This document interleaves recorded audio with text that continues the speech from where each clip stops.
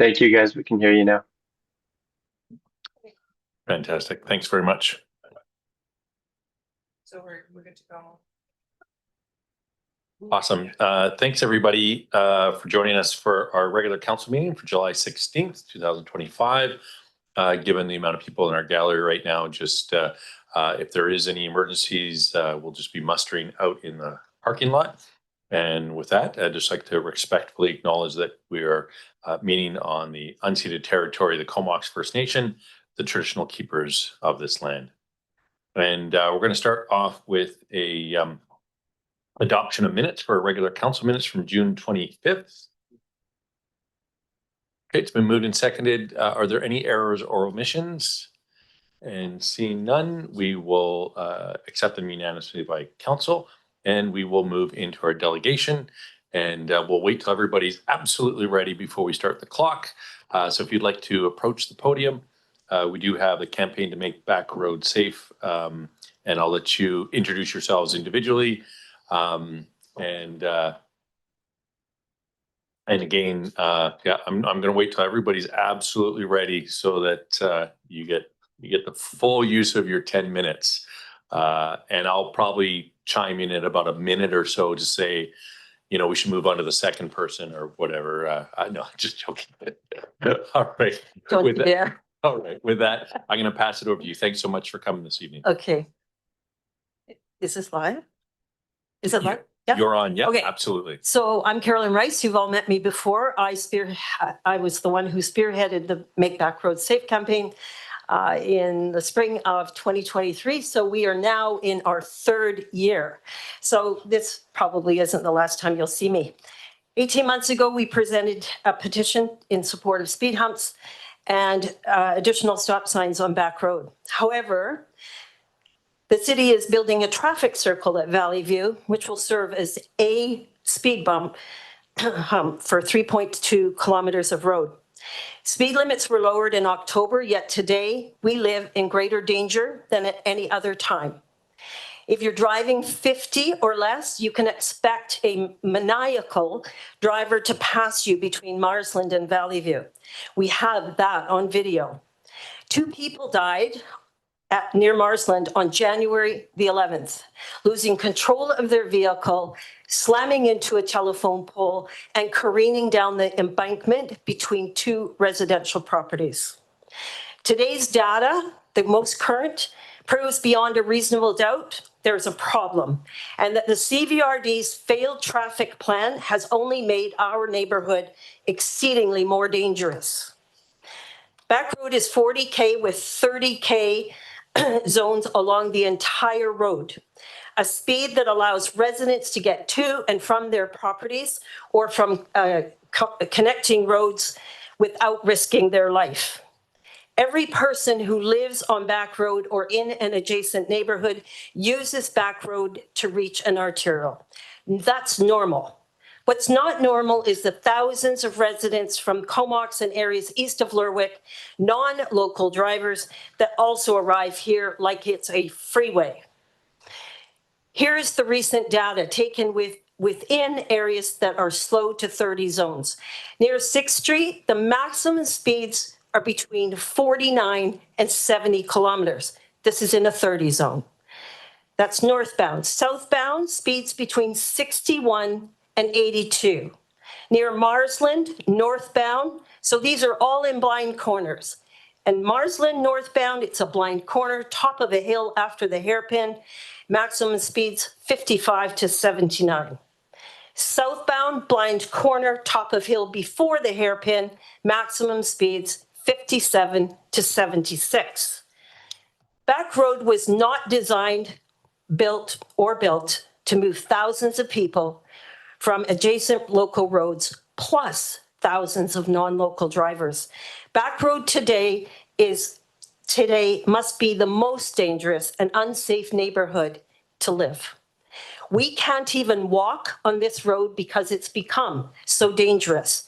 Drivers losing control, destroying city and residential property, or careening off the road onto residential properties is all too common.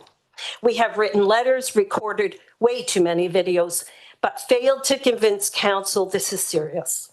Yet thousands of local residents who use this road every day do so at great risk. Are we less important than pedestrians crossing the Courtenay River or residents in the West Courtenay area? Stop the rat running, stop the street racing, and stop the commercial trucks and taxis from blowing through our neighborhood like it's a freeway. We are demanding that Courtenay install a barricade now because our safety is the city's responsibility. We want you to make our lives matter. Thank you. Pause for applause. Thank you. Thank you for the opportunity to speak to you about this. My name is Maurice Lavera. I live on Back Road north of 10th Street intersection. We bought our house there to enable us walking to services and amenities in the city. The sewer conveyance project is extremely important. This is a traffic inconvenience for Comox residents. Now this inconvenience has landed on our doorsteps. The CVRD stated that Back Road was not an approved detour route. However, it has become a de facto and advertised route. The CVRD stated they would monitor and block the road if volume was excessive, and this point has been reached with noise, vehicle speed, burnouts, and pollution. We have spent over $2,000 trying to soundproof our bedroom to no avail. We considered a front yard noise fence, but a bylaw height limit of 1.5 meters is insufficient to be effective. We need your help in the short term to alleviate speed and noise. If Back Road is to become high volume, we need long-term speed control measures to maintain livability. I propose 40-kilometer-an-hour speed humps the length of this road, like those on Hobson Avenue. With the time running down, I think I'm in the third period of the playoffs and the 1-goal lead. Thank you for your time. All right. Yeah. Yeah, we don't need the applause today, especially because we're on a tight timeline. So you're down to 4.5 minutes. First, I would just like to thank the mayor and council and all you other people that aren't council and mayors for letting us speak. It means a lot to us. I really want to try to just give you an impression of what it's like now living on Back Road, which always used to be a really wonderful area. We live right at the peak of the hill in Marsland Place. And when I come out to turn onto Back Road, it doesn't matter if it's snowing, raining, storming, I have to roll both of my car windows down because I can hear the cars sooner than I can see them. And if I didn't do that, I would probably get hit coming out onto the road, right or left, doesn't matter. Many of the vehicles that speed on Back Road now know where we live because we insist on going the new speed limit, and it helps to slow everybody else down a little bit too. They are aggressive, they're dangerous, and they're rude with us all the time because we're going the speed limit. And at the same time, we understand with this attacking of us and aggression that even our local police feel that it's really too dangerous to try to properly control speed on Back Road. So we're up against a wall here as far as we're concerned. Okay, we went through that. My heart is in my mouth almost every day when I see people during nice weather out on Back Road with bicycles, baby carriers attached to them, people out trying to walk their dogs. They're looking very nervous. They're looking around constantly. And literally, I'm like this because sooner or later, we're going to see somebody get hit on this road, not a car, a person, a pedestrian. And I know it's going to happen, and there's nothing I can do about it. So my question here is, going through all this with all of you, my question is, what does it take and how many lives might be lost before this council does something realistic to help solve the problems on Back Road? We have come up with less expensive options that we know would help break up the travel on Back Road to no avail. We also firmly believe that cutting the road in half at the hairpin curve not only would temporarily solve all these problems caused by the work that has to be done, but it would permanently solve the problems on Back Road if it was left that way. So that's just my view, and I hope that you get a little bit of the feeling of what we are going through on this road. And yes, the noise is outrageous. The cars actually come up to my road now that they know we live in there, and they know we're the ones that make them go the speed limit, and they purposely rev their engines and floor it to go by us, making even more noise and being even more dangerous. And that happens every day. Yeah, and I'm just going to give the 1 minute notice. I'm not sure how many people are left to speak, but I'm David Rice, and I live between 10th and Comox. I'm a serious bike rider and have been for almost 40 years, and I'm not usually nervous in traffic. And I'm saying that knowing that a woman got killed yesterday on a bicycle in Comox. I used to bike freely in either direction, but now I won't cycle anywhere on Back Road. It's too damn dangerous. Bike goes in the back of my truck and I head elsewhere. But I still see significant numbers of bike riders going along Back Road, sometimes even young kids. I'm really scared for them and their safety. The traffic frequently moves at well over the speed limit, often in long convoys. We see more and more trucks, especially bigger ones, dump trucks, construction equipment. We have a road with no shoulders, narrow lanes, and a broken surface in places, a road with twists and turns, blind corners, and blind hilltops. There are a number of places where you're headed down a long and steep embankment if you're forced off the road, facing serious injury, if not worse. It's a recipe for disaster that's been compounded by the sewer project, in our opinion. It's become the preferred through road for thousands of impatient drivers who have had their usual routes disturbed. They're in a hurry along a road that was never designed to carry this volume of traffic or their excessive speeds. Now is the time for this council to close Back Road off as a through road for vehicles, not after another 2,000 cars per day to satisfy a numbers game, or after someone has been killed or severely injured. Close Back Road off at the city boundary now. all right, and we're at time now, but of course, there's the opportunity for council members to ask questions from the delegation, so I'm not sure. Okay. Okay, so 2 island minutes. My name's Randy Farnsworth. I'm a longtime resident of the Valley, 45 years. Where I live now is on Marsland Place. I've been here for 9 years. And right there is Marsland Drive, Marsland Place. My backyard is Back Road. I don't want to get into big time about all the other dangers on Back Road, but that is a blind intersection. You can't see left. You can see right, but much easier than seeing left. I pulled my boat trailer out of there and I pulled out very quickly at time to go out to the marina. And I listen, I've got both windows down listening for traffic because I can hear it just like I said. Before I see them, I went out one time and I pulled out. This guy came shooting around the corner so fast. He slammed on the brakes, just missed my trailer, and I'm scooting, I'm moving quick. He slammed on the brakes, slid across the road, hit the curb, and I don't know, hope he broke his suspension or something, whatever. That's the first way. Stop sign would have mitigated that. Another time where I just got hit turning left and a neighbor's dog ran out in front. I had to stop fast. This guy that came cruising on a little Subaru CRX, which is a rally car. Great. He was thinking he's in a rally. He went flying, had to go behind me into the oncoming left lane because another guy was coming up the hill to go over the intersections like that. You can't see either way. Stop sign would have mitigated that. The person that was killed in January, the people or whoever died, I tried to call the city to find out. I was not given any information about it. Okay, whatever. Good thing they hit that pole, and even though he skidded away, if they'd missed the pole, they would have gone right through and landed on somebody's house.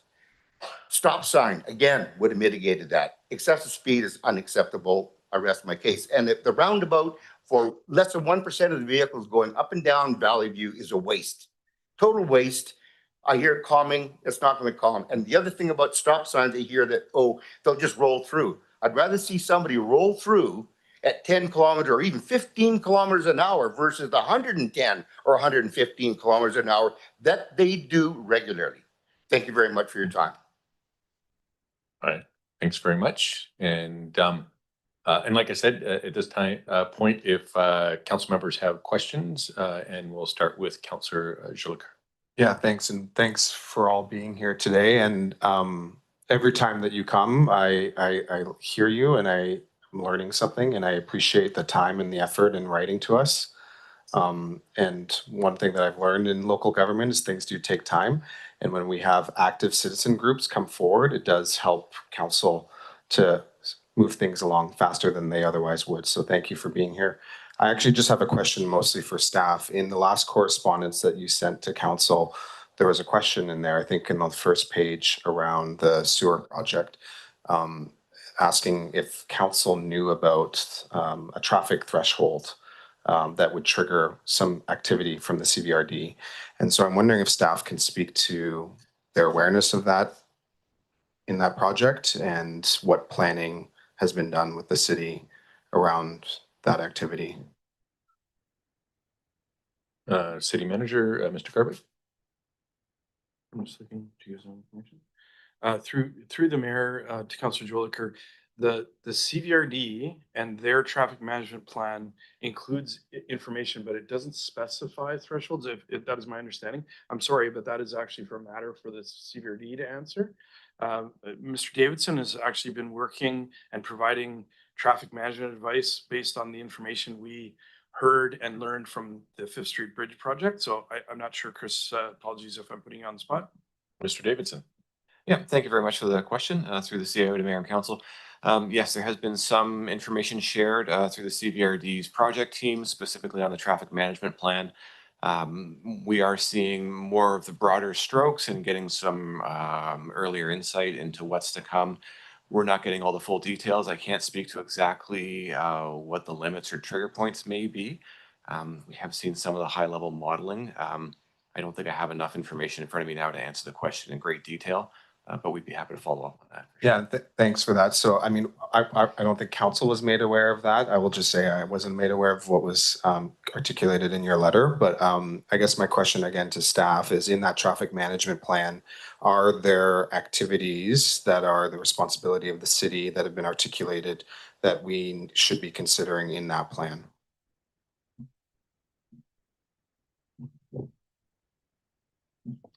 Thank you for the question. No, my understanding is there is no requirement on behalf of the city to support the regional project. It is a regional project, and it's their work to be done. They do have trigger points and responses, as I understand. I don't have a great deal of information on that.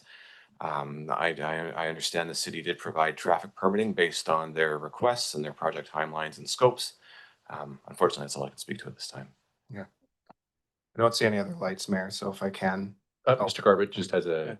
I said we just, for council's information, there are members of the CVRD board and members who attend the sewer commission may have more information. Our staff are working closely to provide data because the city is monitoring traffic data, speeds and volumes there in that corridor and sharing that information, which should inform their responses.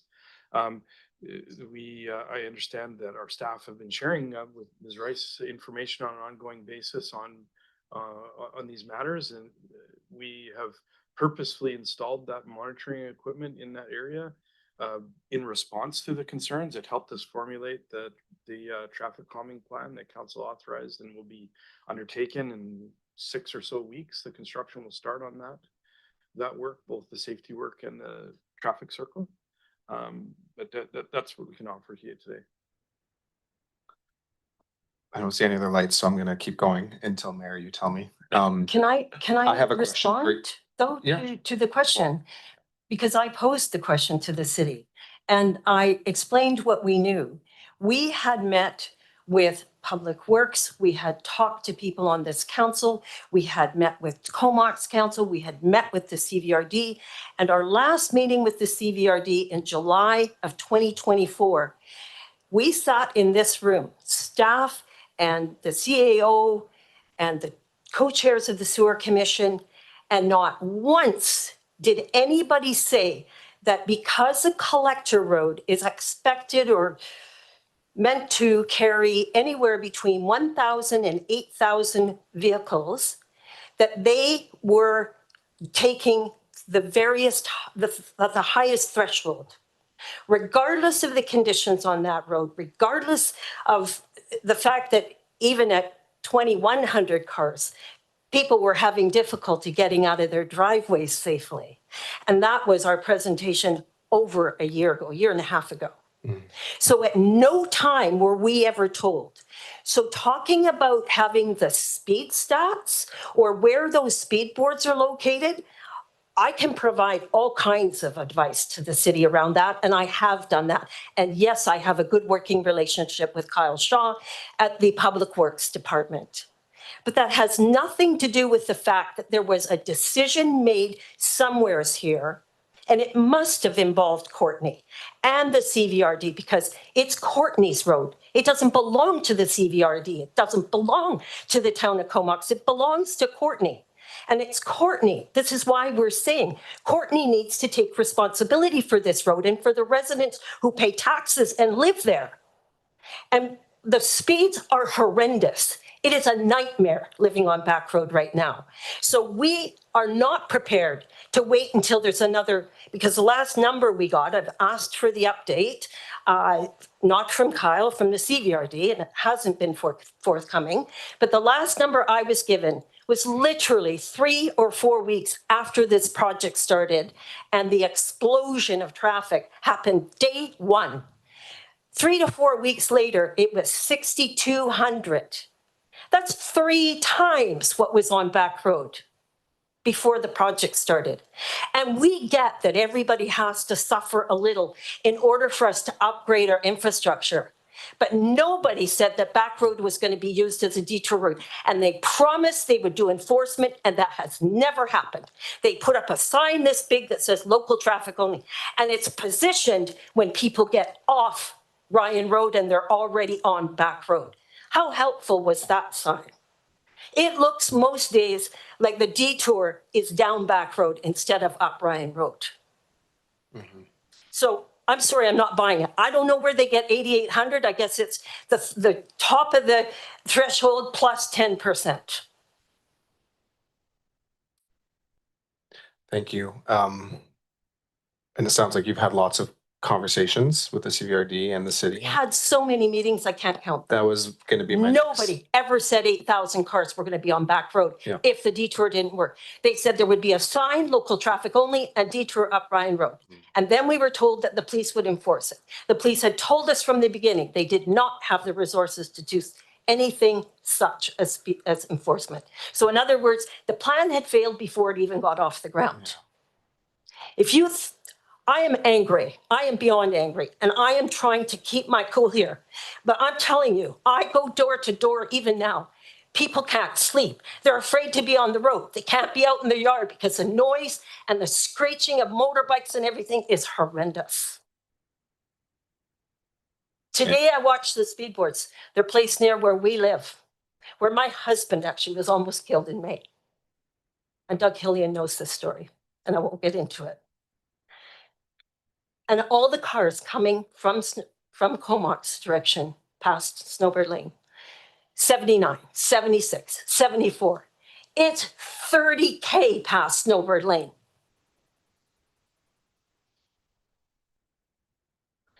Thank you. Thank you for sharing. Yeah, really hard to experience that change. And I really am hearing that you It's want tough. some accountability here to what you've absolutely been do. communicated. And yeah. Yeah. If I can, Mayor, my question actually pertaining to the delegation today. And again, thank you for sharing and for your heart. I can really feel that. I think we all do, and really just appreciate all of you taking the time to be here. And I recognize that any action would require a report back to council, but I'm wondering if just generally if staff can speak to the clearly articulated request of a barrier and whether or not there are any indications, at least initially, on whether or not that would be something that would be viable, considering all the things that we have to consider with the intergovernmental regional district, Comox First Nation, fire access, ambulance access. Over to Jeff. Thank you. Mr. Garbutt? Through the mayor to Councilor Jolicoeur, it is the thoroughfare there is required. There are safety considerations for the wider community.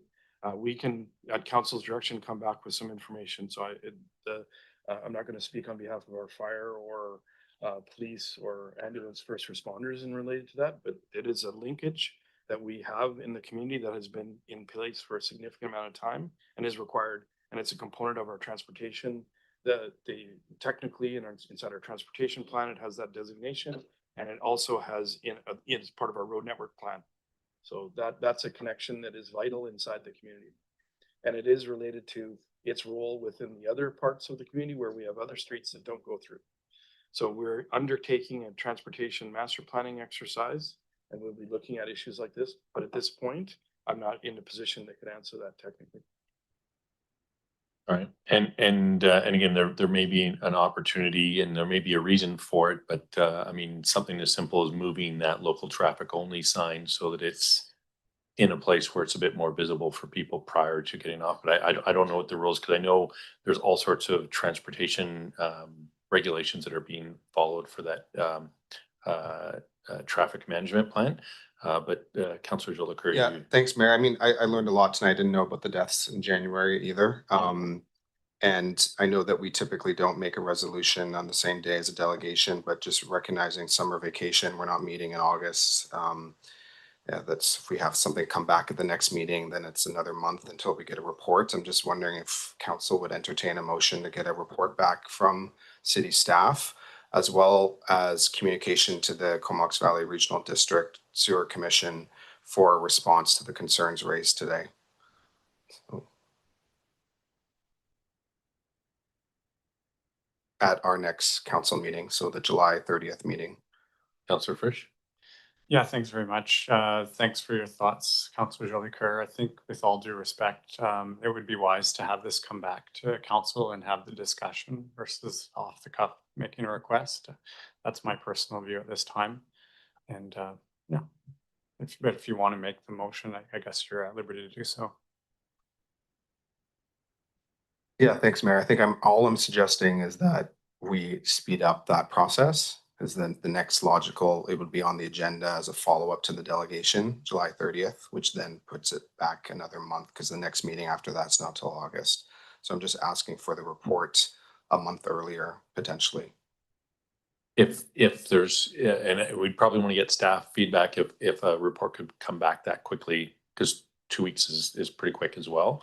But I understand the urgency. Councillor Frisch? Yeah, and I imagine that people in the gallery know this, but in a few weeks, we're going to be starting construction on that road. It might be a moot point. It could be quite a bit slowed down with the construction that's going on. I hear your feedback about a traffic circle not being useful, but nonetheless, that's.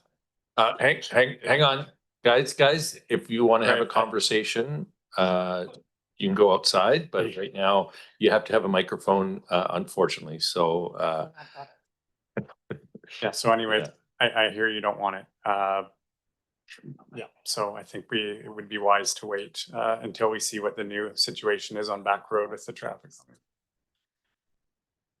Thanks for the delegation. I'll speak quickly to say thanks for the delegation Okay. and I just want to add one small item that I didn't say. It had said, if necessary, the CVRD's plan said, if necessary, they would put a barricade at Morrison, basically, the north side of Courtney's boundary before the hairpin. And when we had the meeting on June 10th, 6 days before I wrote that letter to council, we sat in this room, and that's when we learned for the very first time that 8,800 cars was the threshold. I can't tell you how stunned I was, because I have worked so intimately on this project and been in every single meeting. That never crossed anybody's lips. It never appeared in their minutes. It never appeared anywheres. So you can imagine, I mean, we pressed to know during those open house sessions, what did it mean? What did if necessary mean? I mean, there's a lot of wiggle room in those two words. And that's when they said in this meeting, 8,800 cars. So, you know, I just don't think that's a very good way of doing business. It lacked transparency in the most spectacular way. So I urge this council to call people to account. This is shocking that we're living like this, but it's even more shocking to feel so betrayed and deceived. It really does. And I'll stop there. Thank you very much. Thanks very much. Really appreciate your delegation and your helpful, heartfelt comments this evening. All of council has heard it. This will be coming back to council, and you'll be getting a response from us for sure. So possibly some things before that. But again, thank you very much for your delegation this evening. Moving along, we next have 5.1, our RCMP Inspector Scott. Okay. Thanks. I'm not sure I'm allowed to take notes during meetings, but yeah. That being said, Inspector Mercer, thanks for joining us this evening, and I'll turn on your podium mic there. Where did it go?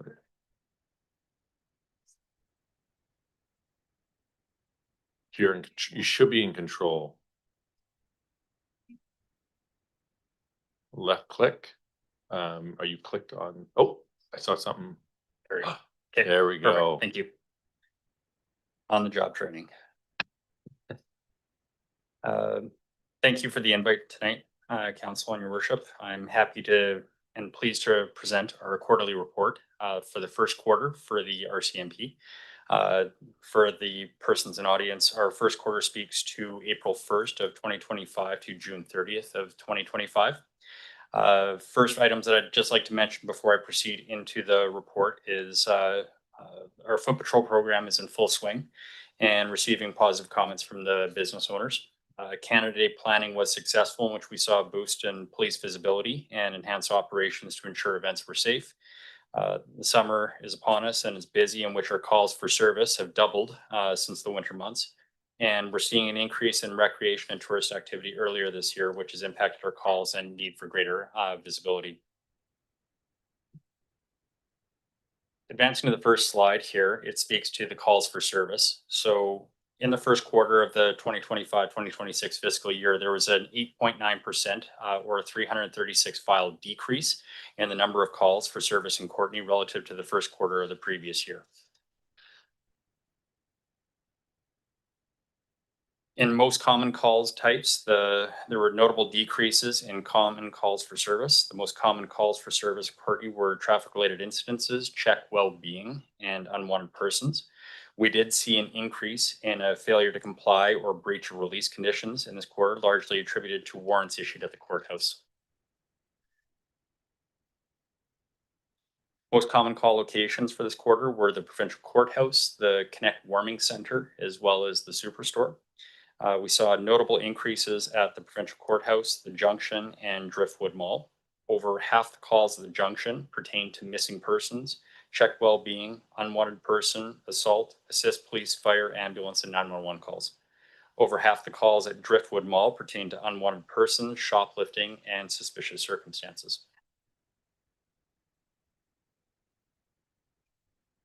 The number of calls for service in the downtown area saw a 13% decrease from last year's first quarter. While there were increases in breach, suspicious person, and traffic, there were decreases in unwanted persons and nonviolent offenses to include property mischief and theft. To put a bit of context to the calls for service at the courthouse, we've spoken to this before as far as how this affects either the crime severity index or the amount of calls for service that the city of Courtenay pertains to, because it houses the courthouse. I took it upon myself to take an interest in this and looked at from 2023 to 2025. There was approximately 231 courthouse files created with those for a total for those respective years. And drilling down a little bit further, because I know it's been a question that's been posed to me before, as far as how many of those are actually based on people that reside within Courtenay and those compared to those that reside in other communities.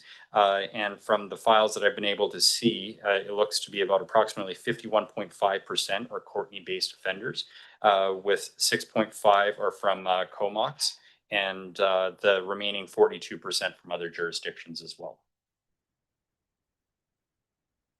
For violent crime in the first quarter, the most common types in Courtenay were assaults, harassment, and uttering threats. While we did have one homicide this year, we saw an overall drop in violent crime categories to include threats, sex offenses, extortion, and robbery. A total of 6% decrease from last year's first quarter. For violent crime on our heat map, you can see that like many of the past quarter reports, the majority of violent crime are in highly populated commercialized areas within the west and east sides of Courtenay, showing the most. With respect to property crime, in the first quarter, there were approximately 529 property crimes reported, which we saw a 16% decrease or 98 file decrease compared to last year's first quarter. The most common type of property crime reported was mischief to property, shoplifting, and theft under $5,000. This was a slight increase in auto theft and theft from motor vehicles from this quarter compared to the last one from last year, in which we saw a notable decrease in break and enters and possession of stolen property, as well as arson. My favorite map for property crime that shows all of Courtenay is a heat map for property crime. There's no real distinctive area for this. It's mainly situated around large commercial complexes and high density areas for population. For Controlled Drugs and Substance Act, or CDSA offenses, we saw a large increase in drug trafficking offenses, a 17 file difference that was largely due to the influence of a new member that came into our detachment. He has proactively identified drug traffickers coming into this community and made significant efforts to elevate the members around him to investigate drug trafficking offenses, in which we have been successful in taking down drug houses and some street level operations. Traffic offenses, we are seeing an increasing trend for persons not wanting to stop for police in relation to traffic matters. We have identified and apprehended most of these individuals after the fact. But overall, in terms of impaired operation of a motor vehicle, we saw a 5% decrease. The 500% of dangerous operation on motor vehicles speaks to the flight from police that I mentioned before. Motor vehicle incidences were down 25% collectively, and impaired operation on boat, vessel, and air, we saw a 12% increase. And I don't have any numbers. I don't know of anyone that's operating a boat or an aircraft that's impaired, but I can look into that if that's a question for council. I'm happy to take any questions at this time. Thanks very much. I think we've got probably some questions, and maybe on that impaired boat side, because we've got the Comox Harbor there, but is that basically where you'd be patrolling for City of Courtenay? Yeah, it's kind of I mean, there's provincial areas, and then there's the I believe you guys have annexed areas in the water as such. So I honestly don't have a lot of statistics. It was kind of an outlying number that I never really expected, but I can look into it. I don't think for me, it's not that important. The number's pretty low, so I'll pass it over to Councillor Helene. Thanks, Mayor, and thanks, Inspector Mercer, for being here today. The obvious question is, can you tell us about any enforcement activities that are taking place on Back Road, the challenges your members are having? I understand from the delegation and the correspondence we've received that people may not be calling as much, but if you have any information on the number of complaints that you've been getting about vehicles traveling at excessive speeds and other infractions, any data that you have on that would be helpful. No, for sure. And I am absolutely empathetic to the people that live in Back Road. I've had conversations with Ms. Rice, as well as other residences that have called my office. When I first arrived here as the commander, this was an issue that was raised to me by this specific council and in an area of town to maybe keep an eye out and learn more from. In the past year, I've taken a concerted interest in this particular area. I mean, we get a lot of people throughout my jurisdiction that feel that certain areas need attention when it comes to traffic. And I try to assess and put my resources where they're needed the most, whether it's anecdotally from people that call it a detachment, or if it's through drilling down and looking at the complaints that we're getting in certain areas and being more strategic on how we place our policing resources. So coming back to Back Road when I first got here, I wanted to learn more and explore more about this this particular area, kind of learn about the history of it, speaking to my officers as well as to previous commanders and management staff. This is an area that is difficult to manage from a police enforcement perspective. Those that may not know about it, which I find hard to believe because everyone in this room is pretty familiar with that area. There are twists and turns. There are no shoulders to these roadways. It's a small roadway compared to most roadways that we have within the city proper. So for us as a police agency to safely pull over vehicles in there, it's not ideal. It's not to say that we can't do any meaningful traffic enforcement in that area. It's just the traditional pull a vehicle over in which you can create a safety pocket with your police car so that the officer is safe to communicate with the driver, and there's enough visibility that drivers aren't going to slam into the back. Ideally, we don't typically pull a lot of vehicles over in there. That doesn't mean that there's not enforcement measures that we can't pursue in terms of laser operations in which we have a stationary vehicle and we can radio down and pull vehicles over. Those were some strategies that I was worth exploring and considering, but I wanted to learn more about that area. So leaning into my municipal traffic section, I brought the issue forward from council like, hey, I need to learn more. You need to educate me. I need you to start going into this area and bringing some data back to me. Outside of asking my municipal traffic to be involved, I then did personal observations myself. I took a police car and I went out and I explored the area. It supported my earlier concerns as far as this is a safe workspace. There are definitely areas that I wouldn't recommend pulling over there, but not the end of the world. There's things that we could look at. I then looked at the police data with it. Now, on its whole, compared to other roadways in Courtenay and in Comox, there wasn't anything that stood out to me as being, a problematic area compared. And again, that's just speaking straightly from police data. It's not like I saw an increase of calls for service to one particular area that I felt that I needed to move my resources over there. That being said, I still initiated traffic efforts. I got my municipal traffic section to do more concentrated patrols during day and nighttime in there. That wasn't just delegated to my municipal traffic, that was delegated as a whole to the detachment. We increased our mandate for our watches to have contact with drivers, and we incorporated that into our annual policing plan from last year, and we've adopted over this year because traffic is a priority for all the communities, not just Back Road. So on top of that, I also did an awareness campaign for speed, and I focused in on Back Road because it wasn't just Ms. Rice that was bringing these issues up. It was also the Comox First Nations that brought it up, and it was identified as a community priority. So I went out there and I initiated an awareness campaign. I utilized the COP program and did speed watch there to get a measure of the speed. My personal involvement, yes, there were speeding vehicles there, but none that I thought rose to the level of 30 or 40 kilometers an hour, as been described by other people that have observed this traffic. Not to say I don't believe them, I just personally didn't observe it, but I still viewed this area as a priority, and I still do today. I have engaged our BC Highway Patrol as well as our other support units, and we're looking to do a campaign within this area with our municipal traffic as well as our enhanced traffic support units, and target speeding offenses. We're going to do education in the area, as well as we're going to pull vehicles over, and we're going to give them warning violations as well as violation tickets. I would encourage any effort that we could increase the safety of this particular area. If there is a calming measure that could be explored, I would certainly encourage that. I don't know what that looks like. That's out of my purview. Anything to reduce speed in that area, because you lower a speed limit or you put a speed limit sign there, people are just going to probably do 10 or 20 over. You need to have some sort of meaningful consequence as a result of it.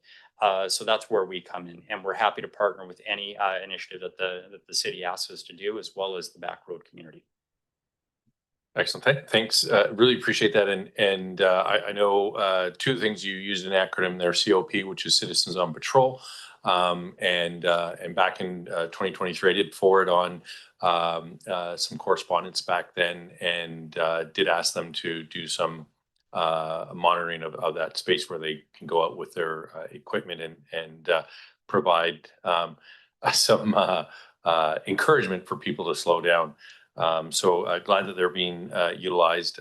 And also one of the things, and again, it's not necessarily having the outcome on obviously maybe one of these corridors along the way, but working with the Comox First Nation, town of Comox, on reducing that speed limit on that whole corridor to 40 kilometers an hour, which again, when we look at the data from some of the stuff, it does look like it's reduced some of those speeds, but yeah, looking at maybe some of the options for the other one. So thanks for that detailed answer. Really appreciate it. And I'll pass it over to Councillor Warren. Great, thanks, Mayor. Thanks for the report. It's encouraging to see some numbers going down. I know that there sometimes is criticism or comments that, excuse me, we don't enjoy. It's like it'd be nice to just enjoy the lower numbers, but then people doubt the lower numbers and think that it's because people are not reporting, which it sounds like that might be happening in some areas for sure.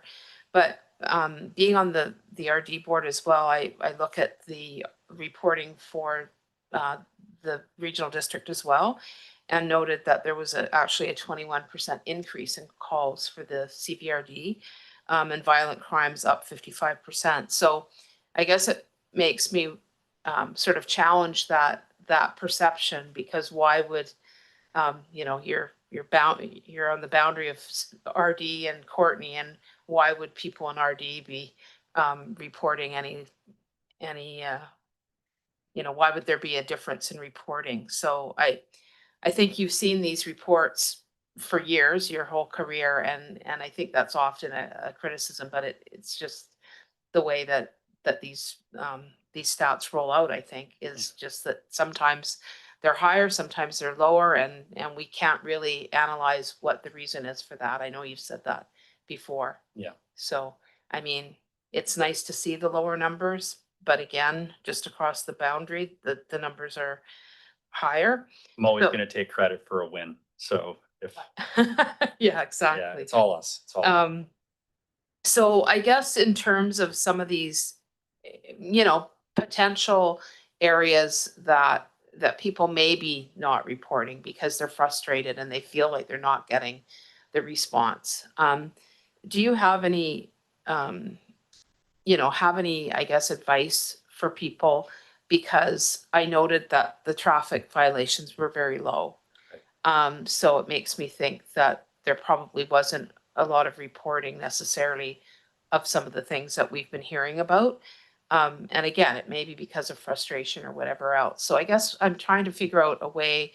I mean, when you're there monitoring, you're not seeing anything, but if a resident is seeing dangerous driving, excessive speed, of course they call in.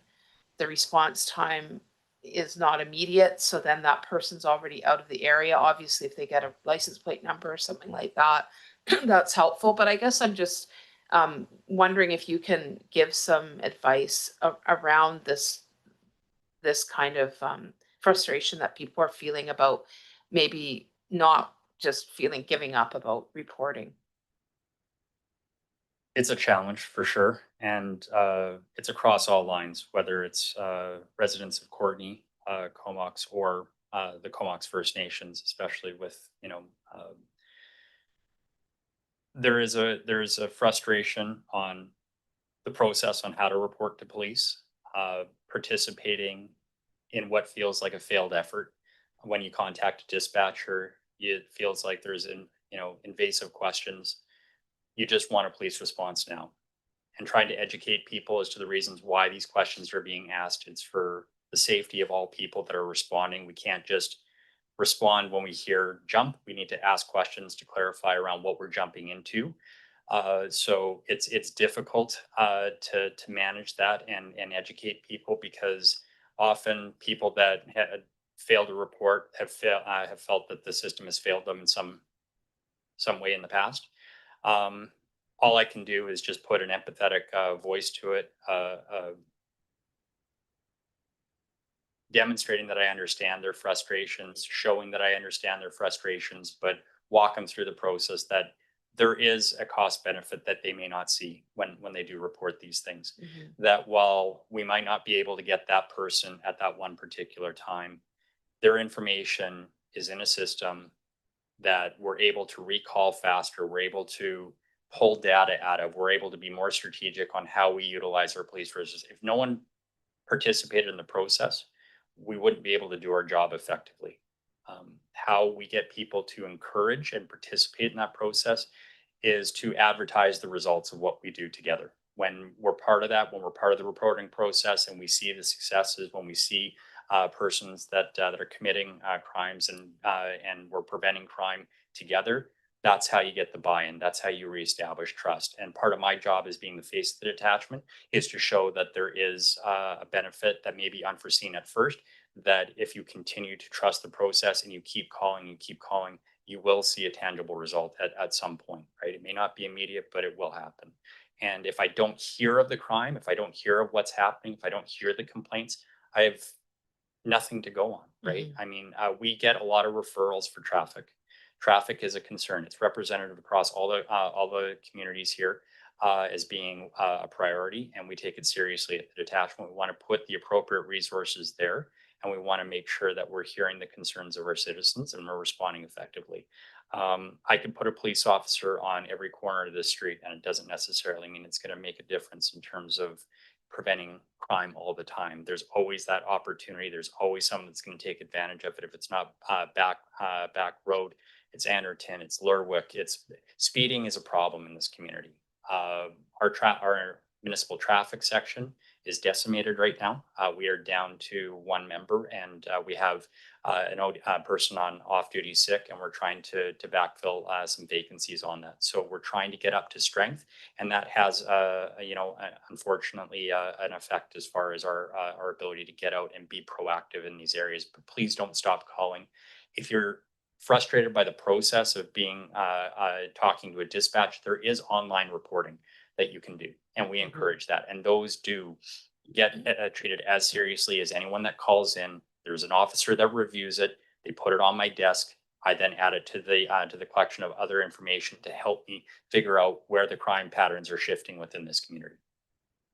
Thanks. Just a very quick follow-up comment. I just really want to emphasize that reporting piece, because in my past life, I worked with youth around, and often there were things like exploitation and things that were going on. And people would say, oh, we saw this suspicious activity, but I didn't call it in because I didn't really know what was happening. Right. But if 3 other people or 2 other people saw those same people at a local hotel or whatever with a similar behavior, then you've got this paper trail. You've got this set of information. And like you say, you can't go on things without information. I suspect that some of the dangerous driving is probably, often the same person is driving in multiple neighborhoods. So if everybody is reporting that driver, then it gives you something to go on. So I know can be frustrating because you don't get the result that you want necessarily, but I'm really hoping that people will report, because there might be someone in another neighborhood that's reported it as well. I think, just to add on to your point there, Councillor Morin, is to understand if your call made a difference, you need to have some follow-up on it, right? You need to hear. It's frustrating when you call into something and you don't hear back from the police as far as what did my efforts achieve, right? And that is one thing that I've really taken to task with this particular detachment, is we have service standards within the RCMP which require us to follow up with a victim or a complainant after a call. Now, if it's a time of night issue, it's 3:30 in the morning, we may not call you back at that time to be respectful, depending upon the situation of what we're investigating. Because if it's just a sound that, of fireworks and you thought it was a gunshot, we might make that election to give you a call. Sometimes we get blasted on the phone saying, why are you waking me up at this hour? But I will not support the conclusion of a file unless I see something on there to say that there was a follow-up with the complainant, because the majority complaints that we receive from a public complaint side is we never received any feedback from the police. It's a simple phone call. It's 5-10 minutes of your time. Sometimes it might take longer because then you might have to have a conversation with people. But I really do encourage my officers to do it, and I won't support a file for conclusion unless it's on there. And I've sent a lot of them back this past year. So thanks for the great detailed responses today. It's much appreciated, and I don't see any further questions, but I believe there might have been something around a musical ride. Yeah, for sure. So the ask has been put out, and I believe it was the Comox Valley Exhibition or Association, is it Agricultural Association? CBEX. CBEX. Yeah. That might have put the initial ask in for it for community interest. It's come around that they're coming in the 2026 year to the island. There's only so many communities that are going to be selected, but obviously they want to know the interest up front as far as if communities do want to host this. Understandably, that it will be held at the exhibition grounds, which I believe is the CVRD area. But given the proximity of the city of Courtenay, the fact that there will be traffic that will be coming through, that there will be an economic benefit as well to it. I just, before I say put my hand up, because there's a lot of work that goes into planning and organizing and supporting an initiative like this, that we want to make sure that we have the communities engaged, that they want to have this type of event, that, if there's a time in a conversation for whatever support that we might need to ensure that it's a safe event, because we live in a different time, that we have those partners that are, that are engaged and are aware of what what we're asking for ahead of time. And that's just a topic of consideration from this council. And I will probably reach out to other councils from the other communities just to make sure they're on board as well, because I'm sure that they'll be seeing the benefits of it. Excellent. Yeah, and I think it's one of those crazy things where it's owned by the CVRD, but it's in the city boundaries, and yeah, I get phone calls historically when Music Fest was on, but not this year, unfortunately. So, and so I appreciate you bringing it to our attention. I'm not sure if any council members have any thoughts on that. And it won't conflict, the timing of the year won't not conflict with the air show as well. I made that because I believe the air show is hosted in May, and this is towards the end of summer and early September. And so would it be during the fall fair, or would it be its own event? That's something that if you guys could give me the dates, I can put that as maybe something for consideration as far as to avoid. Okay, I'll maybe get our city manager. Thank you. Through the mayor to council. I think the dialogue I had with Inspector Mercer was understanding if the city is interested. The event has been hosted previously. The host itself is actually through CVRD and partnership on their property. And really the implication for us is if there was a traffic management issue and or parking, and we typically deal with that through an application and operational services for permitting, et cetera. And so we can do that. And if the ask from the inspector is like a letter of support for hosting that event, if I have some childhood memories of attending, seeing that red surge on horses is quite an interesting one. And maybe we'll ask for the kind of a requested letter of support or follow up. I can follow up at a staff level with Inspector Mercer as we meet regularly. But I think, this is pseudo like a delegation, and we can consider that through council's direction, probably at the next meeting if possible. Fair enough. Appreciate that. And whether it's its own event, but if it is something that is combined with the fall fair, which happens in August, then there may be an opportunity to help revitalize that event as well, as there's been some dwindling numbers, I believe. So there may be an opportunity, but awesome. Okay, well, that being said, I don't see any further questions or comments. So thanks very much for your presentation today. Thank you. And with that, we'll move on to our staff reports. A request for reduction of development cost charges at 925 Braidwood Road. Thank you through the mayor. Nancy Goddard, our manager of in long range planning and sustainability, is going to introduce this report, and we have online representatives from BC Housing if there's questions regarding the DCC request itself. And I'll turn it over to Ms. Goddard.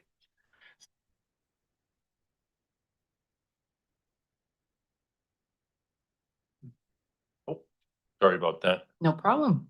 So as the staff report outlines, BC Housing is requesting reduction of development cost charges for 925 Braidwood Road, which will become a purpose-built shelter and multi-residential permanent supportive housing, which BC Housing will own and will tender for operating arrangements with nonprofit service providers for each of those facilities. Both types of facilities meet criteria that renders them eligible for DCC waiver under the DCC for Nonprofit Rental Housing Bylaw number 3118, which was adopted early last year and which applies to City of Courtenay DCCs only, not the CVRD ones. The supportive housing is the supportive component of the housing is eligible for DCC waiver in full, valued at $126,000 approximately. And then the residential portion of the shelter, comprising about 85% of the total floor area of the building, is eligible for the DCC waiver, which would total $31,000. And then the remaining $15,000 is a floor area's commercial component comprised of public washrooms, healthcare provider service space, and legal aid offices not eligible for DCC waiver. The total requested and eligible DCC waived amounts, therefore, total what's seen on the screen, approximately $157,000, and if approved, would be paid by the city's Affordable Housing Reserve Fund, with a current balance of approximately $1,500,000 and $540,000 in that fund. If the waivers is approved, the fund balance would result in approximately $1,385,000. And so you'll see the staff recommendation that council approve the DCC reduction request, that a section 219 covenant be registered on title restricting the uses to only those identified for shelter and supportive housing. And then if any stratification to the property occur, that the DCCs be paid at that time. And finally, that the Director of Development Services be authorized to execute the covenant. I can take any questions. Excellent. Thanks so much for that. And we'll start with Councillor Frisch. Yeah, thanks, Mayor. Thanks for the report. My question is about property taxes and if this property will be charged property taxes or if they'd be exempt.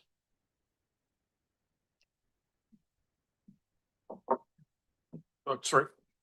We're looking around. Thank you. Through the mayor, to the question, that would be subject to a permissive tax exempt application. So Would we expect that from them? I think that would be for them to ask. We do have similar properties that shouldn't say, sorry, there are nonprofit housing providers that receive permissive tax exemption, and that would be at council's discretion.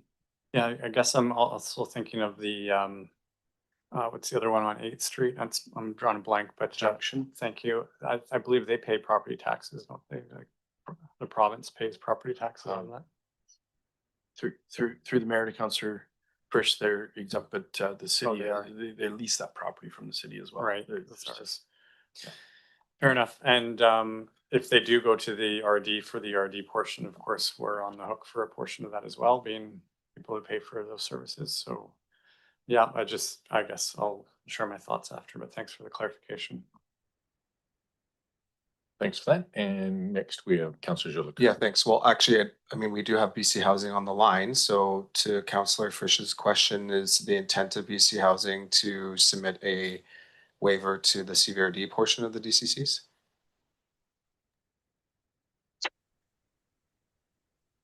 Good evening, Mayor and Council. Ryan Cohen here from Pacific Swell, Development Manager, who's working alongside BC Housing on this. We have drafted an exemption request to the CVRD, but dissimilar to the City of Courtenay, they do not have an exemption bylaw. So it's going to be a discretionary ask, and we're happy to report back after we receive a response from them. Thanks. Just one more question, Mayor, to staff. So the bylaw, I know that we passed it, not too long ago. I was under the impression the bylaw spoke to it only being applicable to nonprofit owners, not government bodies. So I'm looking to staff to clarify that interpretation. And in fact, the staff report speaks to that the bylaw covers BC Housing. But I'd like to just be abundantly clear that if we're referencing the use of a bylaw, that it actually does cover the applicant, in this case, a government body rather than a nonprofit. Yeah, thank you for the question, through Councillor Jollycourt. The interpretation would be that the government building is eligible in that nonprofit status. And also, I'll just add that for-profit rental housing could also be eligible as well. But that's not this case here. This is a government facility. Quick follow-up. Thanks. Yeah. So in the bylaw, we define nonprofit to include government under the definition.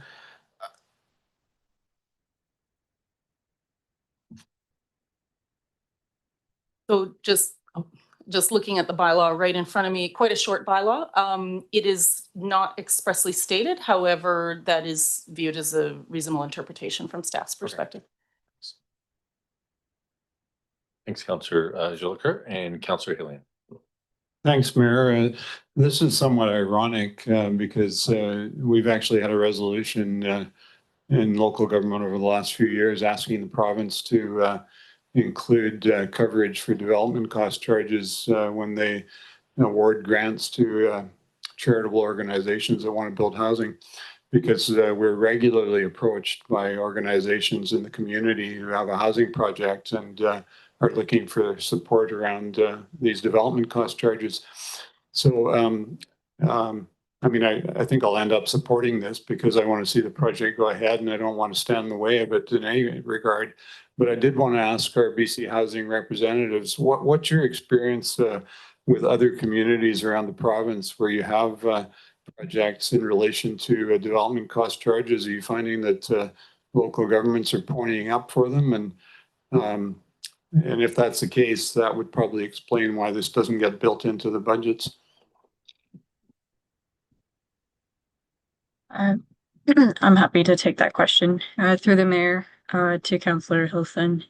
So good evening, everyone. My name is Nicole Yang. I'm the development manager here at BC Housing, managing this file. It's my understanding that BC Housing takes the approach of trying to reduce costs where possible in all our projects. If council is interested, I can follow up with more specific examples of where other municipalities have specifically granted exemptions, but it's my understanding it's commonly accepted in other jurisdictions across the province. And I think maybe the question that I heard was more that statistical analysis. What's the percentage that do give DCC waivers or look after the DCCs versus those that don't? Just to give us a sense of, is it more communities that are doing it or less communities? But having a list of other communities that do it, I don't think is really the point of Councillor Hillian's question. I think it was just, is it more often that the DCCs are waived or more often that they're not waived?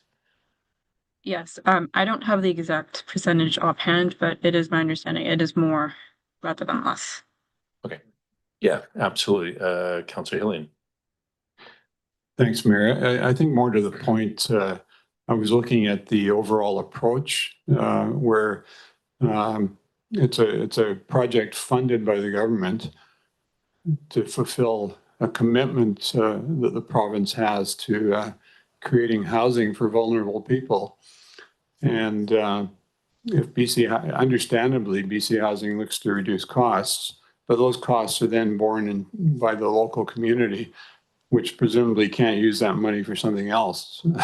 So I think that's the contradiction. And because we've run into this so often with local projects through organizations like Habitat, Wache Friendship Center, the Transition Society, they got a grant to build housing and then come to us looking for the development cost charges to be waived, and those costs still have to be covered. So It's more my interest in the policy approach of BC Housing, which is essentially an arm of the provincial government, in not including these types of costs in the budgeting of these important housing projects.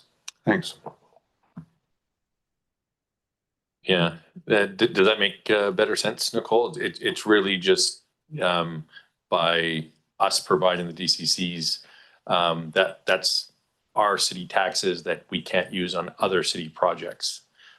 It's going towards a project that is the mandate of the province and BC Housing. So I think that was Councillor Hilling's comment and point there. So I'm going to move on to Councillor Jolicoeur.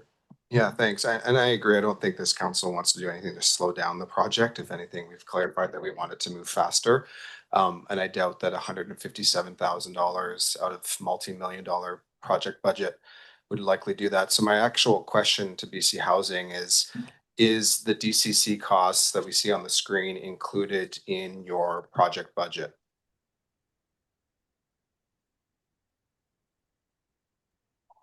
Nicole, would you like me to answer that? Yes, please. Okay. Councillor Jolicoeur, initially we did have a DCC amount included within the budget provided to discuss, reviewed with BC Housing. But after consultation with your DCC exemption bylaw, we did strip that out prior to the last round of budget that was sent through to BC Housing. So it's not included in our budgets. Thanks for that clarification. I think some light bulbs are going off, so much appreciated. Moving on to Councillor McCollum. Yeah, thanks, Mayor. Yeah, I have to say when we discussed this exemption, in my mind, it was about helping projects achieve financial viability in order to qualify for the BC Housing funding. It wasn't in order to provide a reduction in cost to BC Housing projects on behalf of the citizens of Courtenay. So to me, that wasn't, I mean, it is specific. It says nonprofit. It doesn't say other government agencies, although, you know, I could take the point that it could be interpreted either way, because this is certainly not for profit. What I do take issue with is that the purpose-built shelter is not affordable housing. It's not housing, it's a shelter for people who are unhoused. So it doesn't, I don't see how that is actually in line with our bylaw. I don't even know that a shelter is considered a resident, like, I don't think it even fits with residential zoning. I would consider that more an institutional use, although maybe staff could correct me on that. But yeah, I mean, I think I could get along pretty well with waiving DCCs on a supportive housing project that is just strictly for that use. But when it comes to the shelter, I don't really see why the city of Courtenay should bear the DCC costs. And so that's more of a comment or a question? Well, I would like to know whether or not staff consider a shelter to be a residential use.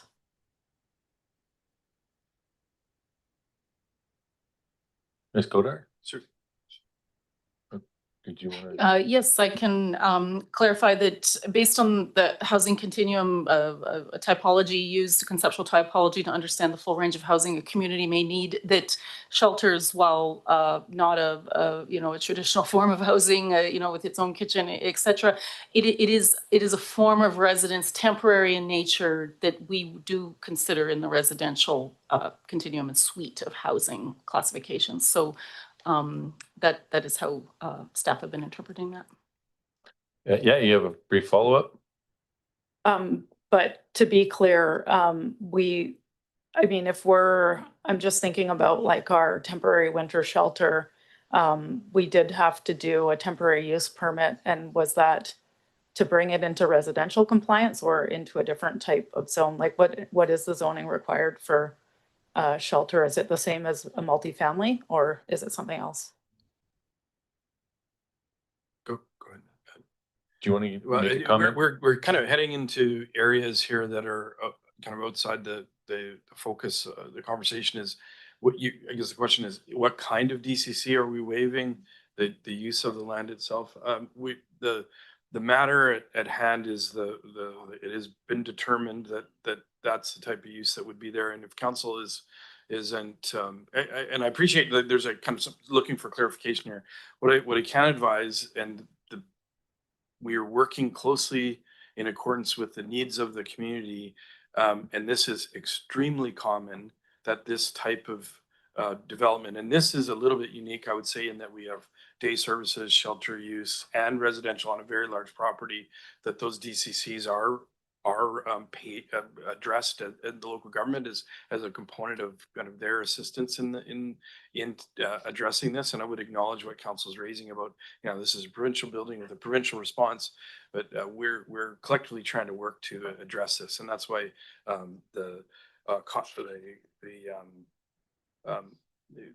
within the confines of what we have here is at our staff recommendation is for council to consider that, given the big picture support that this has the potential to provide. But with respect to the specific category of DCCs, actually, our acting director of development services is here, who may know which category is being addressed in this DCC report, if that's a question of council.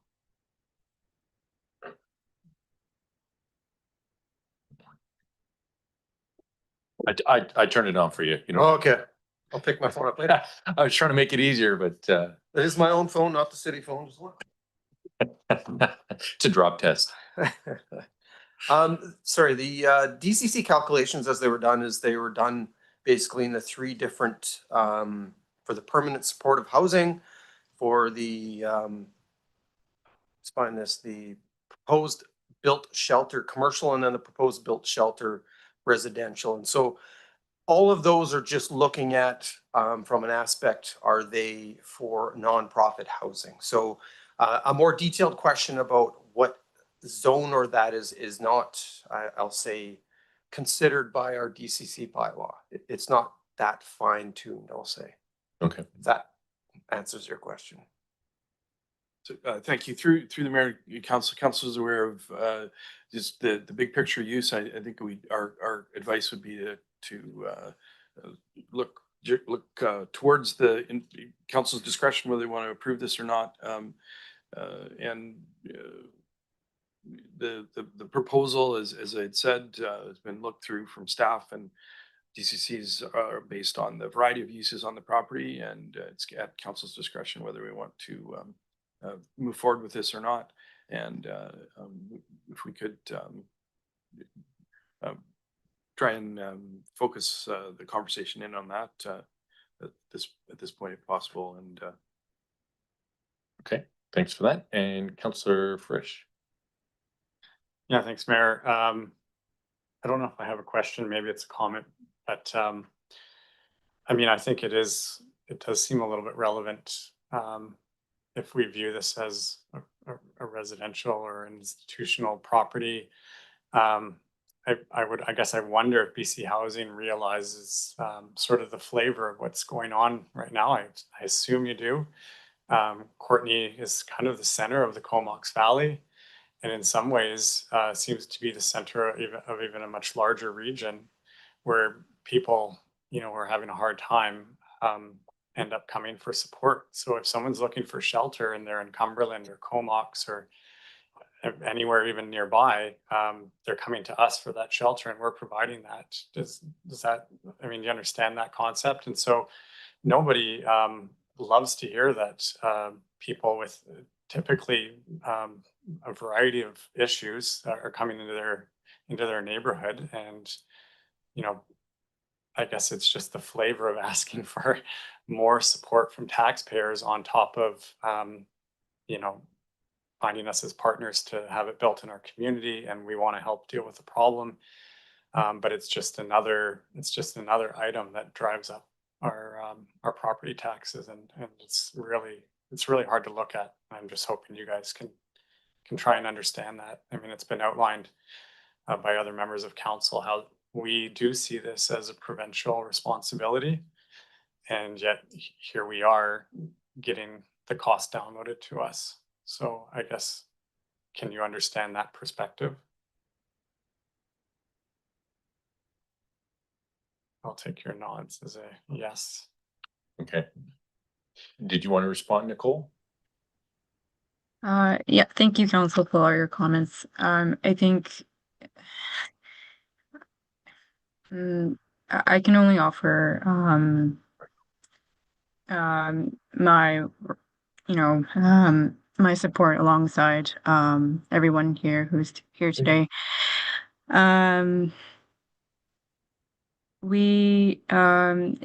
I think this is just one piece of the puzzle. This is a long-term project. Since the acquisition of the project, I think everyone here has worked hard to come to where we are today. So I see this as one step closer to making to getting us closer to getting the shovels in the ground. Yeah, Ryan, did you have anything to add to that? Yeah, I'd love to actually. Thanks, Nicole. Councillor Fritsch, I take your point really well. It's very tough to argue with the rationale that you put forward.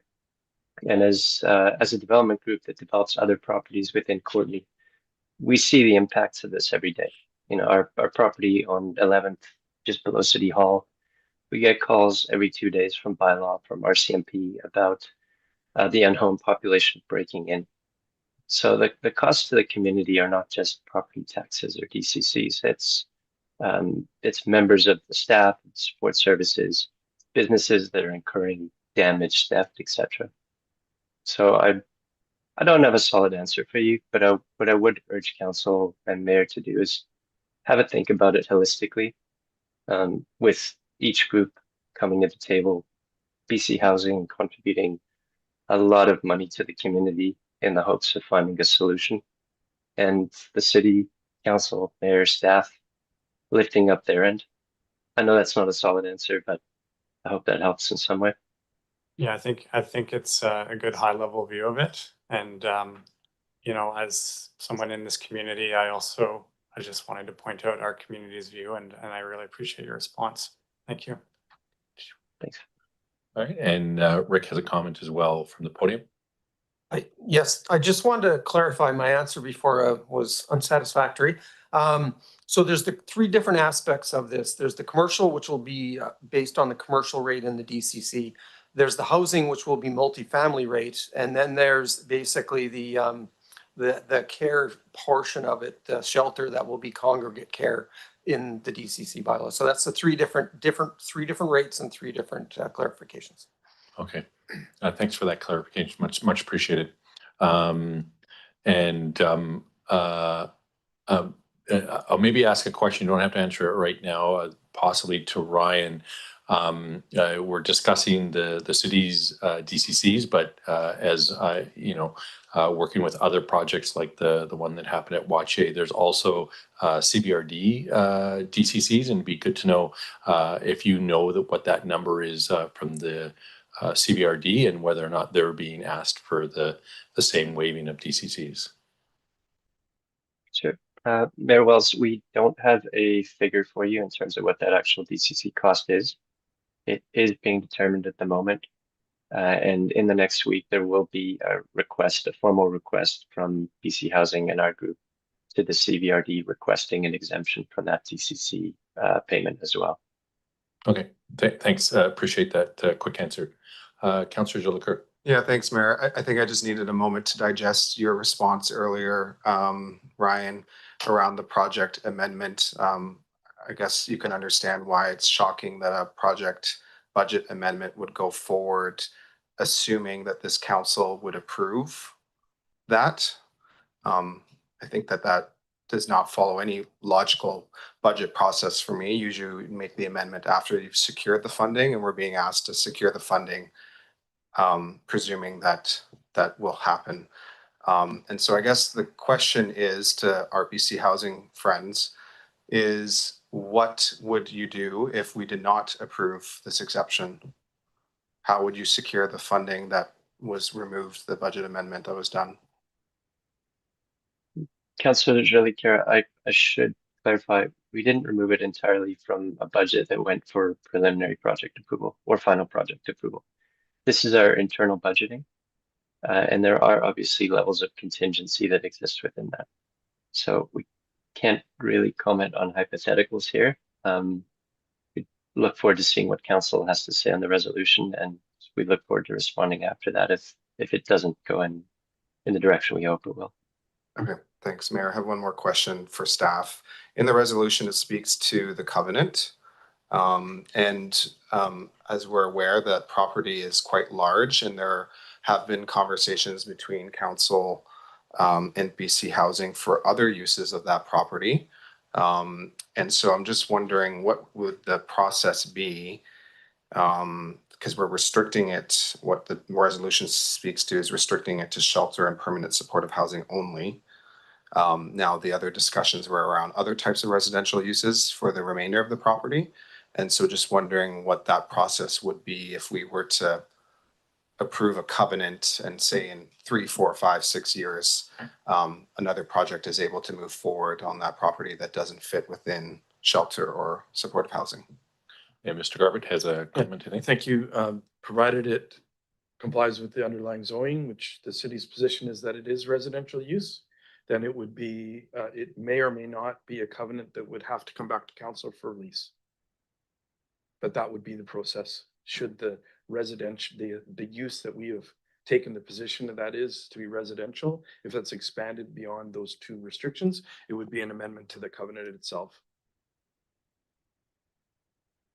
Excellent, thanks for that. And Councillor McCollum.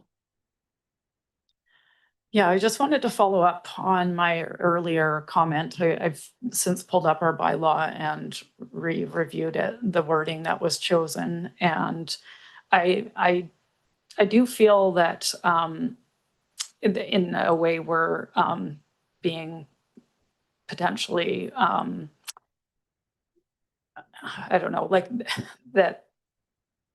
I would hate to slow this process and this project down in any way over the $30,000 that is representative of the DCCs that are related to the purpose-built shelter. But and I do also take the point from our staff that, yeah, shelter is on the housing continuum, but the definition that we used when we drafted the bylaw, and I think we were specific on this for a reason, was that it says nonprofit affordable rental housing. And I don't believe that the shelter really falls into that. So I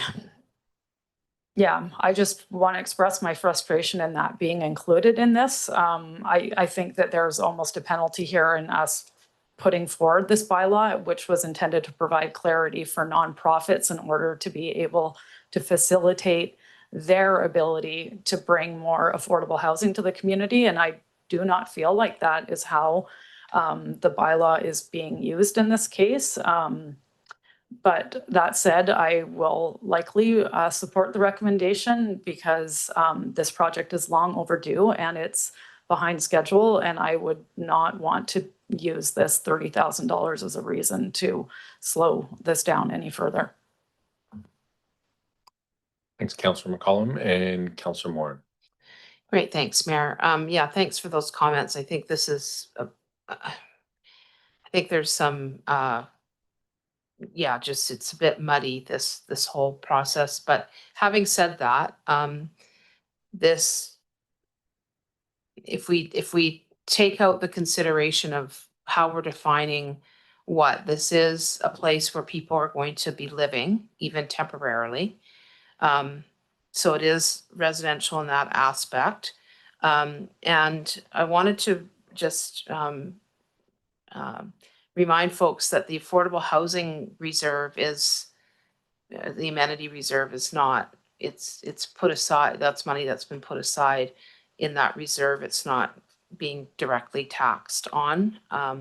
It's coming out of, I mean, we're going to have less contributions to that in the future, but that's not something that we've been adding to taxpayers. And it's exactly for these kind of developments. So I think we do need to go back to the drawing board on kind of taking a look at this bylaw. And I completely agree that it seems bizarre that a provincial, the province is approving housing and then coming to us for the DCCs rather than including it in the funding.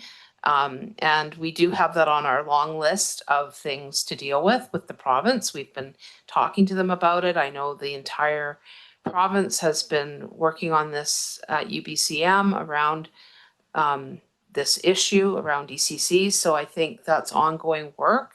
But I also think that we do want to get this approved. I mean, if other council members have a different idea of changing the recommendation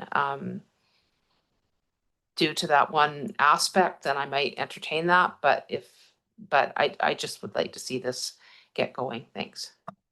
On that comment, I think I'm going to call the question. If somebody can make a motion. All right. It's been moved and seconded. Any further comments before I call the question? Councillor McCollum. Yeah, sorry to extend this any further, but just Councillor Morin made a good point that we're using these funds from the Housing Amenity Reserve, but our bylaw does say that the DCCs would be waived. So I'm just wondering if that's something that we would decide each time, or I'm just wondering why it's different than what we laid out in the bylaw. I think waiving is a challenge, but I'll look to staff. Ms. Gother. This might be a two-part, different staff, maybe adding to the answer. Certainly, unless the bylaw is written to identify where the funds for the identified capital projects will come from, then the funds have to be identified by council through this one-off amendment process. Now, I just wondered if Rob Dickinson might have something to add. No, okay. We're good. Okay. Sorry, I'll just, this is extended program. We are in the process of reviewing our development cost charges. If we have a challenge, I have clearly noted that the matter of provincially owned and developed facilities is something we need to clarify. Appreciate council to identify that. We'll note that this is very, very common that the province is doing this and it is happening. So I think we need to make council aware of that, and then council can deliberate whether that's something that's worthy of using items like our affordable housing fund to address it. Thank you. Much appreciated. With that, we have a motion on the floor. All those in favor? Any opposed? We have Councillor Jolicoeur in opposition. Motion carries. With that, we are going to take a break. I would say till about 7:10 for dinner break. And for those who are watching online, it's going to be quiet for a little while.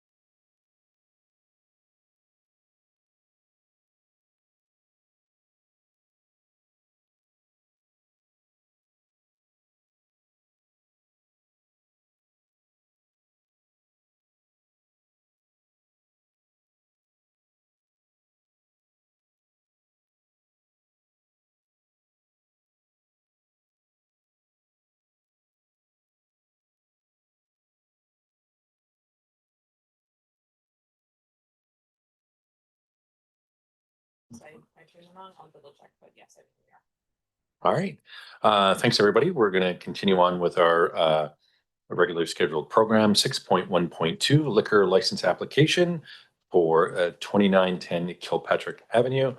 And I believe I'm going to pass over to Jimmy. Application before you is from the proprietor of 444 Fifth Street in Courtney. The business is known as Taco Banditos. Before you is a request for council resolution back to the Liquor and Cannabis Regulation Branch. We're doing the one on Kilpatrick Avenue, so I believe Thank that's the you one very much. prior to Taco Bandito. It's going to be similar in my intro. Perfect. We'll just switch the two, although now people are going to want to eat tacos, I think, but The that's okay. proprietor of the property located at 2910 Kilpatrick Avenue. This business is of two components. One includes the pub known as O'Brien's, Kelly O'Brien's, and the second one is the restaurant known as Kelly O'Brien's Neighborhood Restaurant. This application is specific to the restaurant area, and it's in relation to the existing food primary license. What the applicant is seeking is for an endorsement to the existing license. What that means, it would allow them to host specific entertainment events such as karaoke nights or music trivia. It wouldn't change the existing permissions of the license, such as the capacity, operating hours that are related to that, or the area in the restaurant in which would operate. So the request for council is for resolution in support. The applicant received no items of comment through the public process that was carried out by staff. And in additional to that, I can confirm that the process was carried out in compliance with the city's new liquor license application and processing policy. And I will end there and open it up to any comments. Excellent. All right. It's been moved and seconded. Are there comments? Councillor Frisch? Yeah, just a quick procedural comment. Obviously, two of them, they seem very similar. Is something changed at the liquor license board? Or is this just a standard option for restaurants to move into? It sounds like dancing and such, which I know sometimes is not allowed in restaurants. Through the mayor to the councillor, the option for what the liquor board calls a participatory entertainment endorsement, that's a standard process through the licensing board. It's not unique to these individual businesses. It's just another option or another endorsement or expansion of the license that's available to them. Right. And that's something we might be looking at with delegating to staff at some point, possibly. Through the mayor to council, based on my experience of processing this type of application, in my opinion, it would seem very reasonable to include that as one of the types of applications that council may wish to consider in the future for delegation to staff. Thank you. Excellent. Thanks so much for that clarification. And I have heard some karaoke places do put a restriction on Stairway to Heaven and some other songs as well. But sorry. Given that, it's been moved and seconded, and there's no further comments. All those in favor? And motion carries. And we'll now move on to 5th Street, 444 5th Street, Taco Bandito. And back to you, Jermaine. Thank you, Mayor, and to council. The application is similar to the first we spoke of. It is also a request, an endorsement to the existing food primary license at the property located at 444 5th Avenue, operating as Taco Banditos. Pardon me, Banditos. Thank you. A similar instance where the existing facility and license will not be changed by this endorsement.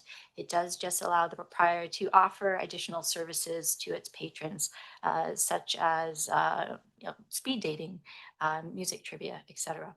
It would still take place within the permitted area of the existing food primary license. and the operation hours would remain the same. And again, this application was carried out in alignment and compliance with the city's existing policy for liquor license applications and processing.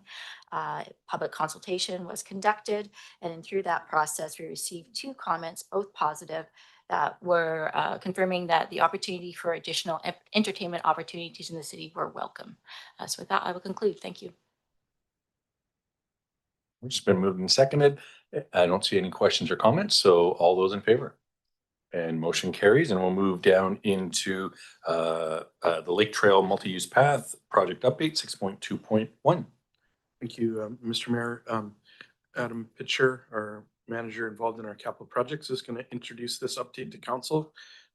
I just want to note, council had discussed some of the information we'd given on the timing of this project, and this is a direct response, operational response to accelerate, try to return to our previously thought timeline, balancing these environmental constraints. Thanks so much for that. Much appreciated, and we'll pass it over to Adam. Mr. Pitcher. Thank you, Mayor. The purpose of this report is to provide an update to council on the status of the Lake Trail Multi-Use Pathway project. We put a lot of time and effort into this project over the last year, especially given the sensitive environment around Arden Creek and the protected species that live there. This process has taken longer than we'd hoped, mostly because of the detailed federal permitting that's required. But we've worked closely with DFO and have submitted a strong application. This update covers where things stand and what's still ahead, and a few options of how we might move forward. With that introduction, I'll turn it over to Bain Conway and Chantal Richard from McElhaney, who will take us through a quick presentation. Thank you. Well, that was the first thing I did wrong, I guess. Okay. Yeah, there's 2 directions. I got it.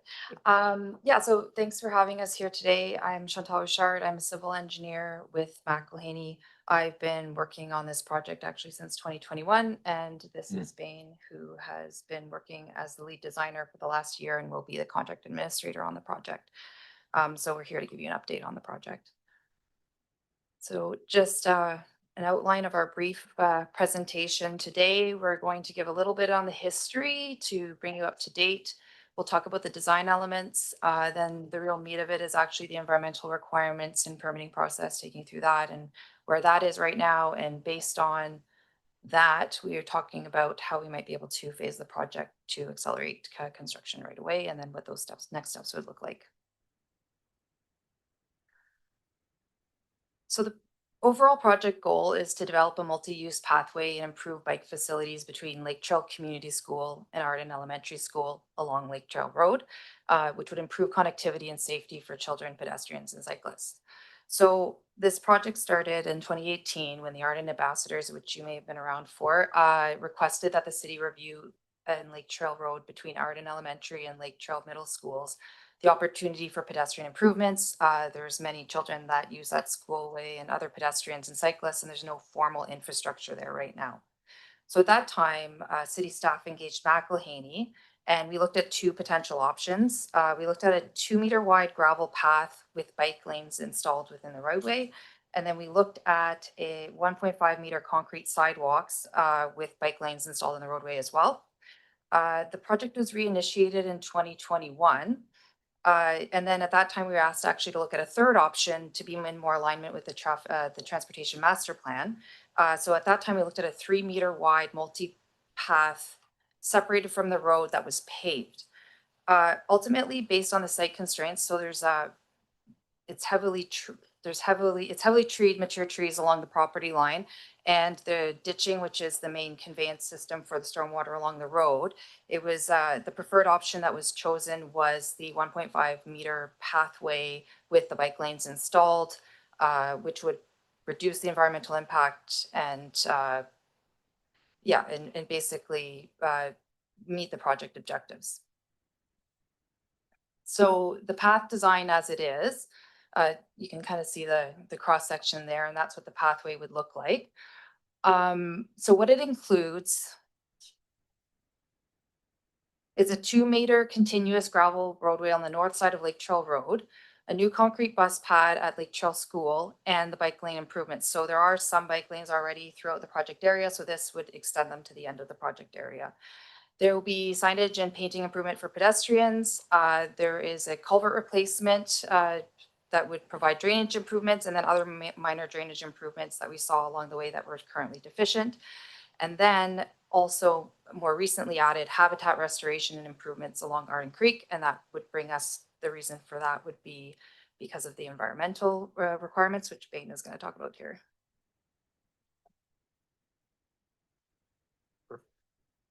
Thanks, Chantal. So as engineers, we have relied on our biologists at McElhaney and at Kern Environmental to help identify and mitigate any impact to the project that along this corridor. It may not be immediately obvious, but there are two crossings on Arden Creek, and Arden Creek also runs parallel to this project. It may look like a ditch, but when you actually get into it, it does contain some pretty key species in this area. So Arden Creek is part of the Morrison Creek watershed, and as a result, contains the Morrison Creek lamprey. The Morrison Creek lamprey is a species at risk. It's an endangered species that's only located in Morrison Creek. So this is one of the most important aspects of this project. Once we realized that this was going to be involved, it became a really driving factor for this project is getting a Species at Risk Act permit. On the provincial side of things for environmental regulations and permitting, we have the Water Sustainability Act through the Ministry of Water, Lands and Resource Stewardship, which I'll just call Walrus. In general, anything that isn't a notification is a change. So a notification is something that is, day-to-day activities, cleaning out ditches, and doing minor works within ditches. Anything that is beyond that becomes a change approval. We've already talked with the ministry, we've already talked with Walrus, and they're generally in favor of this project, but are still deferring to the federal government on final approval of permits. Federally, the Department of Fisheries and Oceans controls this project based on the Fisheries Act. So everything that we do on this project is based on not causing harmful alteration, disruption, or destruction of fish habitat. So through this process, you would typically identify the impacts that your project may have and put in a request for review. And then DFO has 90 days to review that and tell you whether or not you are going to cause a HAD. And then at that point, you get to know whether or not you're required to put in a Fisheries Act authorization. And then there's a 60-day turnaround. They review your application, give you comments, 60-day turnaround. So you can see that the months start to really stretch out through this process. When we restarted this project, we kicked it off with our environmental overview assessment in April 2024. And so that was just to look at the potential environmental impact of this project, basically looking at the existing conditions. From that, we identified that we would likely get into some permitting requirements. So we prepared an environmental impact assessment, which looked at the detailed design that we had created and had an RFR submission to DFO as well as Walrus for a notification. From there, DFO responded in December 2024 after the last time we were here at council. In fact, just a month after we were here at council, and said that you were going to require a Fisheries Act authorization acting as a SARA permit because of the Morrison Creek lamprey. As a result, we put in our first submission in March 2025 to DFO, explaining how we were going to mitigate any disturbance, and got our first response in May 2025, resubmitted in June 2025. So we're expecting to see a response on this in the next month, mid-August. And from there, we'll know whether or not we have a permit in hand or not. The expectation with this SAR permit is that there is going to be some mitigations required, and there is a lot of back and forth with DFO on these permits, especially because we've got a Species at Risk Act permit here. So that's led us to looking at options for phasing. We've worked with the city staff and McElhaney have worked together to kind of come up with something where we can get the most high impact parts of the project done that don't impact the environmental restraints. So phase one would be works not requiring environmental permits that could be completed this fall.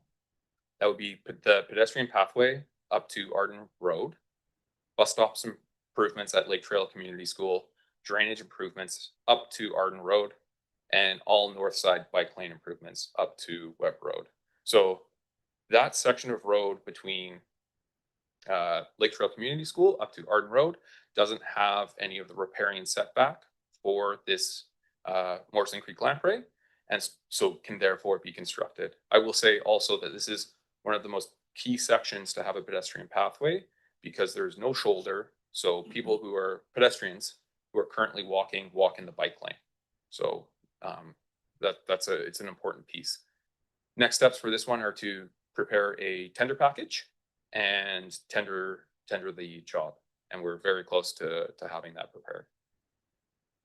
Phase two works would be based on environmental permitting. So once we have the permit in hand from DFO, we would be able to tender for the remainder of the project. And that would be all the way from Arden Road to Webb Road, hopefully constructed in summer 2026, based on the fisheries window. So we have to do it while the ditches are dry. So that would include in-stream works within Arden Creek and habitat compensation and restoration within Arden Creek. So we would do some improvements in the creek to create more habitat for the lamprey. That's our presentation, and thanks for having us today. Excellent. Thanks so much for the presentation. I do recall working with the Arden ambassadors back in 2018 for their presentation and warning them that they may actually graduate school before this project may get to completion. And it seems that we are on schedule. But I'm really excited to see that we have some ability to maybe expedite some of this stuff. So Councillor Cole Hamilton. Yeah, expediting would be good. I saw their presentation. That was when I was thinking about whether I would run for council. I'm now in my second term. I have kind of a fundamental question about this. It seems like the need for phasing and the delays that we're looking at, and also the additional costs, like it was initially went from 1.4 last November to the current total around 2.1. Seems to be as a result of in 2024 recognizing there was a need for greater environmental processes and reviews. And I guess I'm trying to figure out with a project like this, I'm wondering why it isn't that we would have sort of tried to inventory the possible reviews that would be required for the design, given that there is obviously there's a ditch there and there's part of the creek there, and Morrison Creek Lamprey is fairly well known. If you actually Google DFO and Arden Creek, it tells you immediately that it's an area of interest by the Department of Fisheries and Oceans. So I guess and this may be for our staff rather than you, I'm not sure who's responsible for it, but I guess I'm surprised that the need to contact DFO and other organizations about lamprey and other life, that wasn't understood as one of the preconditions we need to think about before we even design the trail. It seemed, I'm just surprised and a little bit confused as to how late it was in the process that we started working on these environmental approvals, not until 2024. So can someone help me, when in a project like this would you usually try to figure out what permits and approvals would be required? Would it be earlier than this usually? Maybe that's for our staff, I think. All right. Thanks for jumping in, Mr. Davidson. My pleasure. Thank you very much for the question. Excellent question. Through the CAO to mayor and council, yes, typically this happens right at the beginning of a project. And in this case, I understand that it did. The issue seems to be the Sarah species permitting for the DFO was missed, unfortunately. So we do rely, as alluded to by our engineers, we do rely on our biologists, both internal to the consulting firm and also our local biologist team to identify issues such as this. So we did identify that the walrus, formerly known as Flynn Row, permitting was required, and we did identify that there would likely be a had, I understand, requiring DFO permitting. However, I don't believe it was identified early on that there was a Sarah species in question. So that would be the failing in this regard. I'm wondering if the biologists in question, whose opinion we relied upon, perhaps could we not seek some recourse to them? Because it does seem like a very surprising thing not to have noticed. If you go to the Morrison Street Stream Keepers, it'll show you where the creek is, and it'll identify the ditch that we just saw as a potentially fish-bearing ditch. And I think people, I'm just wondering if we have any recourse against the biologist who did not flag that, because clearly that's cost hundreds of thousands of dollars in additional costs and almost a year in terms of completing the project. And it seems like a very, very, very surprising omission. Yep, excellent question. Thank you. Great comments. I would say let us review that as staff, take that back and review, determine what options we have available, and report back to council on that. And that's not something we've contemplated yet, is talking to the biologists who made this mistake. We absolutely have talked to the biologist about that. We've been more focused at this time on getting the project advanced and identifying options to facilitate the project as quickly as possible. And I think Mr. Garbutt has a. Yeah, thank you. Through the mayor, Councillor Cole Hamilton. So what you're talking about is a professional practice review complaint potentially, and so those are very serious matters, and we had not initially had a conversation as it relates to that. I think the details as to that are need to be very well determined, and that particular profession has got a governing body that would look at that. So Mr. Davidson's indicated that we will examine the matter if a professional practice complaint is required, because that's what you're outlining here in terms of their practice. The city has addressed professional practice complaints. I'm aware of that inside primarily in development services. I'm not aware in the other departments in the past. And so it's a serious matter and it costs us money, and we'll certainly look to that. Thanks for that commentary. And I understood from staff a commitment to come back on that. Yeah, could I just one follow-up for me? Beyond the idea perhaps of a complaint, it does strike me that there might possibly be an issue of liability, given that the city will incur a 50% increase in project costs. And I think there could be some argument, although I make no conclusion, that it could be potentially negligence on the part of a professional who did not identify this risk in this location. And I'm just thinking that in terms of recouping any additional expenses, I'd like to see us explore that as well, please. Thanks. Sorry, Mayor. Thanks, Councillor Cole Hamilton. That is the purpose of professional practice review actions. I'm not familiar personally with the biology one, but that's part of it. And I will follow up with Mr. Davidson as the director in the area on those steps, and we'll inform council in that regard. Thanks, Councillor Cole Hamilton, and on to Councillor Frisch. Thanks, Mayor. My questions are just for clarification really on the design. The foot pathway that runs on the south side of Lake Trail Road, is that correct? No, we would run on the north side of Lake Trail Road. For the whole distance? Yeah, for the whole distance. There's Okay. one small section between Arden Road and Webden Road that would be on the south side. So you'd have two trails parallel to each other. And in front of Tarlene Park, is that, does it go back to the other side of the road or? It's on the north side of the road of that section. It's skewed, so Yeah. I hope we're talking about the same thing. It's Well, on the it's- same side as Lake Trail Community School the whole way. Oh, okay. Yeah. Oh, sorry, my map must be upside down. And then the opposite of Arden Elementary. The opposite, yeah, exactly.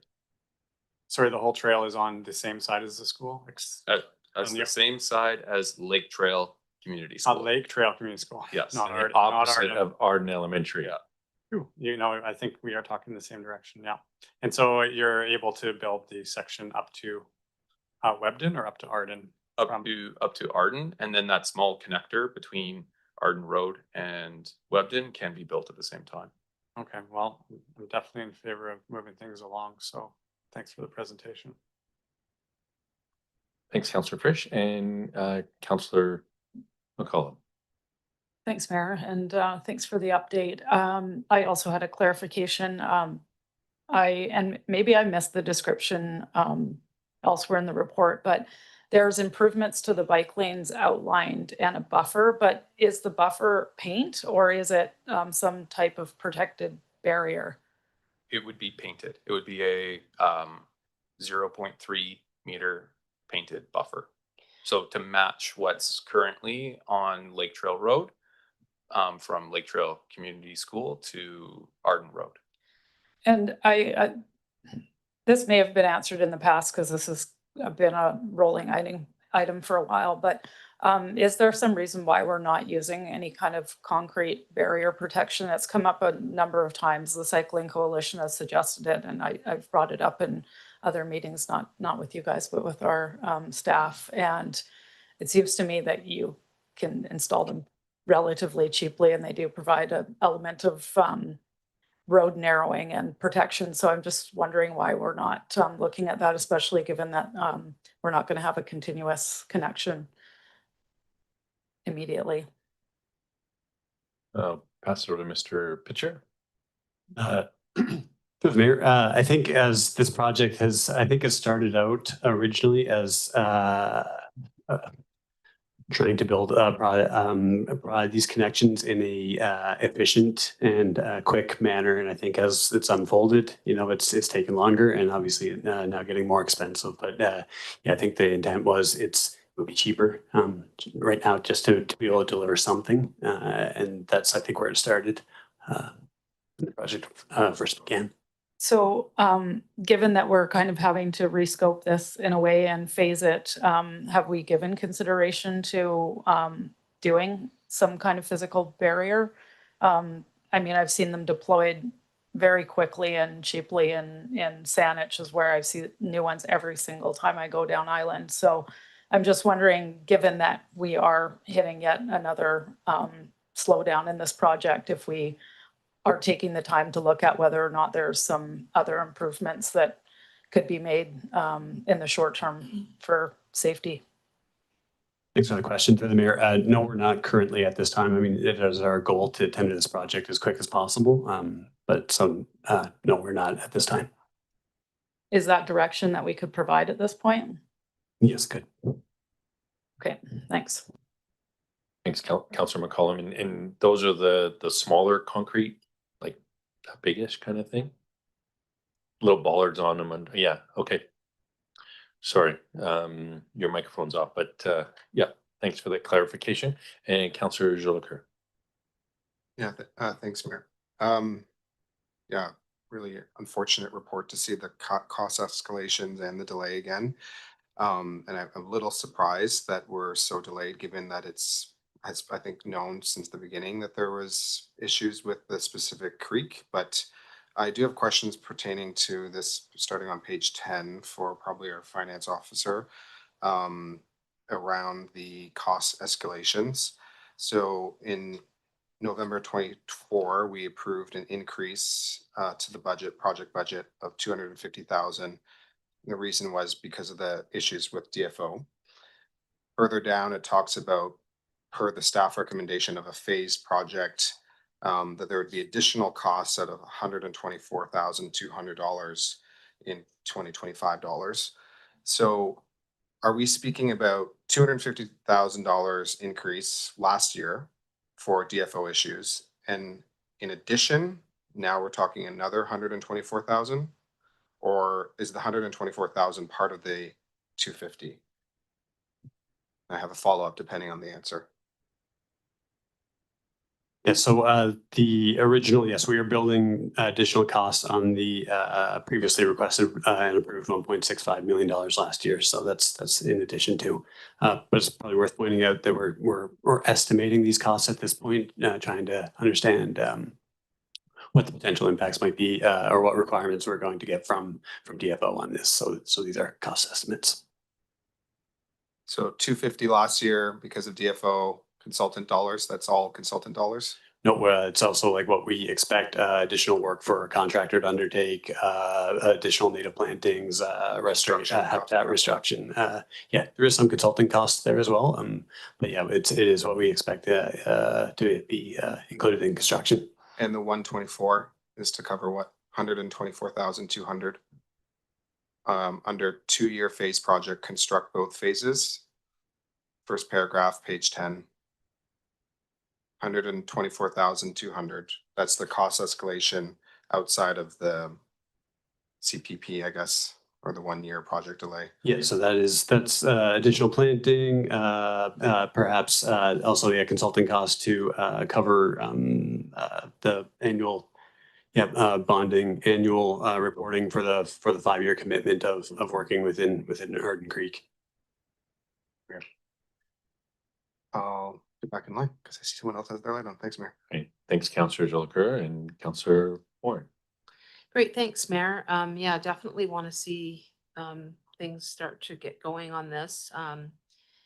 Got two different items. Hopefully I can squeeze them both in. The first one is you'd mentioned that that DFO seemed generally supportive, but just would like to have all the due diligence done, I guess. So that's correct. You don't see that there would be a barrier with DFO. I mean, I know the option 1 does say, reporting back on the permitting status, et cetera. So just that's the first question is, do you anticipate any big barriers with DFO going forward? Thanks for the question through the mayor.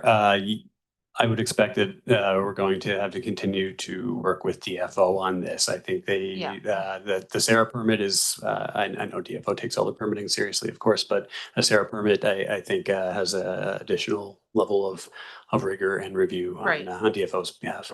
Okay.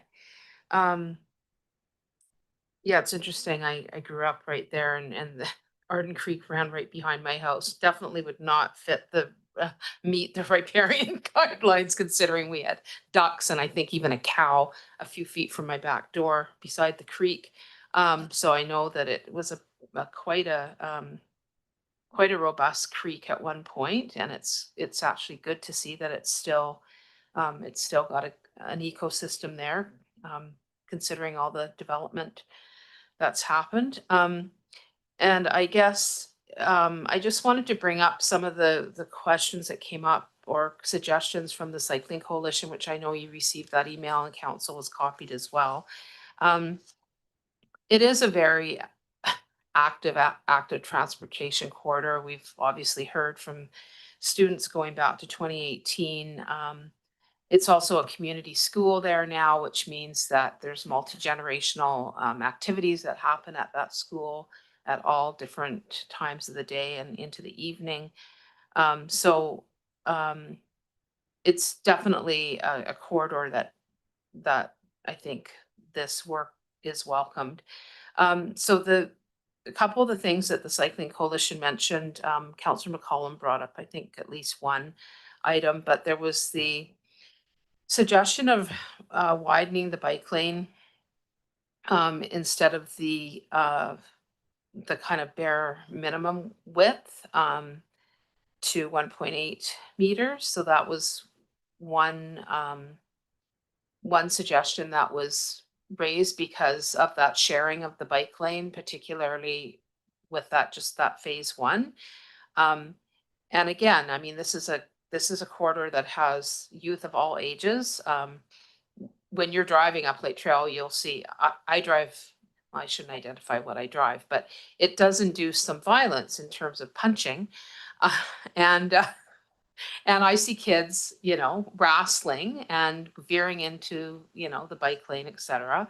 So kids are unpredictable. Some adults are as well, depending on what you've been up to during the day. You could be veering off into the traffic as well. So I guess I'm just wondering about that suggestion, what your thoughts are. I'm assuming you'd need direction from council around that. But that was the one question I wanted to ask, was around the widening of the bike lane, because it is kind of a race strip, even though we have lowered the speed limit there. It's a straight stretch. It's got some of the same elements of safety concerns as the delegation that we had earlier tonight. So thanks. Thanks for the question, Councillor Moore. Through the mayor, we're very close to being able to issue a tender package for phase 1 right now. So we're willing to take direction on scope changes at this time, but perhaps that would impact our schedule and impact our ability to deliver that project this fall. And as far as widening to 1.8 meters, I'll pass that to Bain for his comment on that. Yeah, sure. So I've got the email from the active transportation group as well, and they're suggesting narrowing the lanes to 3 meters in order to make up that short change. That's something that we can review with city staff, and if it's a direction that they'd like to go with, it can be accommodated. I don't think there's a lot of room to widen the pavement itself, unfortunately here, because of those environmental concerns and because it's already a very constrained corridor with the ditching and other pieces, moving pieces here. And do you think that would add a lot to the timeline then, doing something like that? Making that kind of change wouldn't be as significant. That's, we can move paint lines fairly simply. Just need to make sure that it meets all design criteria and that the city is comfortable with it. Okay, thank you. Thanks, Councillor Moore and Councillor Zolger. Yeah, thanks, Mayor. We haven't spent a ton of time talking about the environmental impacts of the project, but it is highlighted in the staff report, at least in one paragraph, and speaks to the unavoidable habitat loss. And therefore we have to make up for it elsewhere, and staff speak to where that's going to be and how we're going to make up for that as per the permitting process. Can you speak, it's not actually explained in the staff report, what do we mean by habitat loss and unavoidable, and what kind of habitat loss are we talking about? Thanks for the question, Councillor Jolicoeur. I'll defer that to Bain to help us with that discussion. Yeah, for sure. So SAR permits they have a higher barrier of entry, and they have government polygons basically where they've gone out and they've mapped the creek and they set certain offsets from that. So anything inside of that offset where we're permanently creating infrastructure counts as a negative impact. So for example, there's a gravel shoulder, quite a wide gravel shoulder along Lake Trail, right parallel to Arden Creek. Because we're putting a path there, that counts as permanent loss to the riparian habitat, even though there's nothing there right now. So that means that we have to offset that permanent loss. And that's where a lot of this additional cost is coming in, actually, is we're looking at balancing the permanent impact, which is building this pathway, with creating new habitat. So for example, the section of creek in front of Arden Elementary is a location that we flagged as a good spot to improve habitat.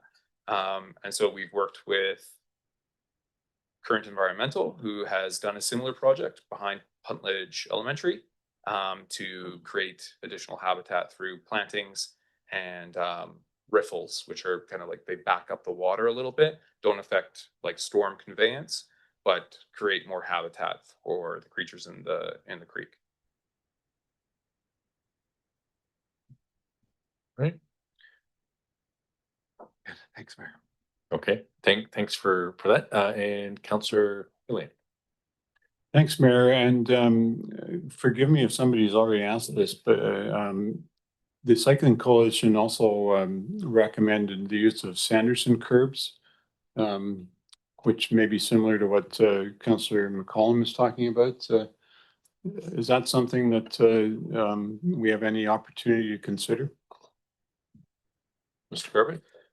Thanks. If I may just, I'm not going to weigh into a technical comment. So all of this work, council may recall that we have an adopted cycling network phasing plan. And that map 2 of that shows this is in this timeline to have these constraints. And I can acknowledge that the cycling, we have a number of asks from active transportation, the movement of children through this corridor. And so the design itself is trying to do that. We've identified escalating costs and trying to just balance all of those items. This is, you know, the approach that we're trying to incorporate, and to the best of our abilities within some reasonable budget. I've heard council take concerns about costs, phasing, timing, etc. So I think these are all excellent questions within the scope of work that we're trying to move through. I just want to point that out for council, and we're trying to balance that here. And we also, and if I may be correct, also this is a significant truck route as well, and it's an interesting road that balances so many different types of users on it through that. So yeah, thanks. I appreciate that. Part of the reason I ask is because I think when we get constructive suggestions from such a key partner that, and I'm not sure if staff have already responded to them, but I think we need to address why we're not following their recommendations, if that in fact is the case. And that's the reason I bring it up. Thanks for the question, Councillor Hillian. In general, the design change, this design has been something that we've worked on for a number of years. It's been vetted through our operations team, the fire department, SD 71, a lot of different interest holders. So I would say on the surface that any of these minor changes perhaps are reasonable, but what it really means then is going back and then talking with our operations department. You know, how does it impact snow clearing? How does it impact buses moving up and down the road? How does it impact fire trucks, emergency services, those types of things? So it's, as much as a design change like this might be theory or might be easy in theory, I think it's going back and communicating with all the folks who have worked on this design, reviewed this design, and have on some level supported this design for the last number of years. Okay, thanks for that. Also, the curbing could be added post-construction, so this is something we could move forward with. And it could not be, like, it wouldn't impact the tender package, but that's something that could be mulled over post, not either post-construction or during construction to be added or something like that. So right, that could help with discussing it, but not impacting the project timeline. fair enough. And then coming back if there's that Sorry, budget. but sorry, Yeah. go ahead. Yeah, so you could have those conversations, then come back with budget and also impacts to give us more of a report that we can weigh those known and unknown things that we have right now, because there is potentially all sorts of unknowns in terms of impact. So appreciate that. I see some more lights. Councillor Frisch. Thanks, Mayor. Just briefly, I've heard it said before that an imperfect plan now is better than not doing anything and waiting for perfection to show up. But I mentioned having safe routes to schools was important 12 years ago, and this was the highest on my list. So I'm really happy to see this go forward, and we'll vote for this hopefully shortly. Excellent. Thanks for that nudge. Councillor McCollum. Yeah, thanks, Mayor. I'm happy to move the recommendation, which I will do in a second. But I'd also like to make a subsequent motion, just providing some direction to staff around the addition of curbs and getting some information back to council. So first I'll move the recommendation, and then I'll leave my light on. Excellent. It's been moved and seconded. Thanks for that. Any further questions before we take the vote? I do have one for Councillor Zolliker. So Councillor McCollum, unfortunately, he's going to jump in line here. Thanks. Yeah, just a quick question for the project team. With the schedule, really happy to see it's going to get done this fall, phase 1. Kids are in school.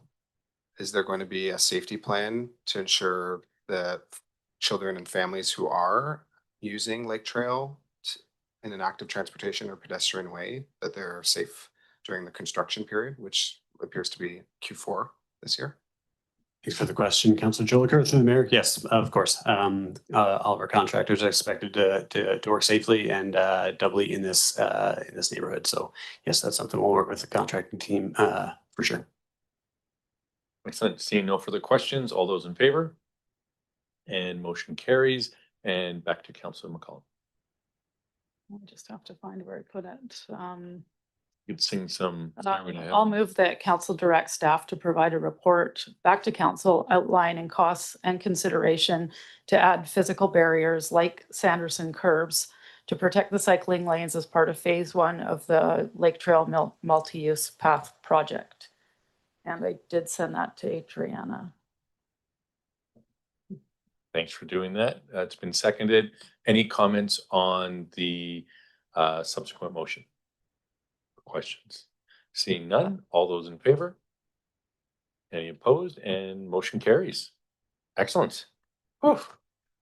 That is exciting. Again, really, I think you may have heard from council. Just, I mean, it's unfortunate we're here. There's definitely some frustration around this timeline, but at the same time, I think there's a lot of hope that lots is going to happen in a short period of time here now, and really appreciate staff reacting and getting this project moving again. So with that, we'll move on to 6.3.1, the 971 Cumberland Road TUP, and I'll pass it over to Mr. Garbutt. Or how about Susie Saunders? Thank you. Thank you. Through to Mayor and Council. The report in front of you is asking Council to consider giving authority to Lookout Housing and Health Society to apply for a temporary use permit at the city-owned property located at 971 Cumberland Road. As you'll recall, in December 2024, Council, through an emergency policy decision, facilitated the temporary use of that property for an extreme weather response shelter until April 15th of this year. Council received a report summarizing the impacts and outcomes of the EWR shelter at the May 21st, 2025 council meeting. And additionally, the city's in the process of developing a winter shelter strategy on behalf of the region, where we're looking to provide recommendations on providing these critical services into the future. And we expect that work to wrap up this summer. During this time, and since the closure of the extreme weather response shelter, we've been in conversation with BC Housing.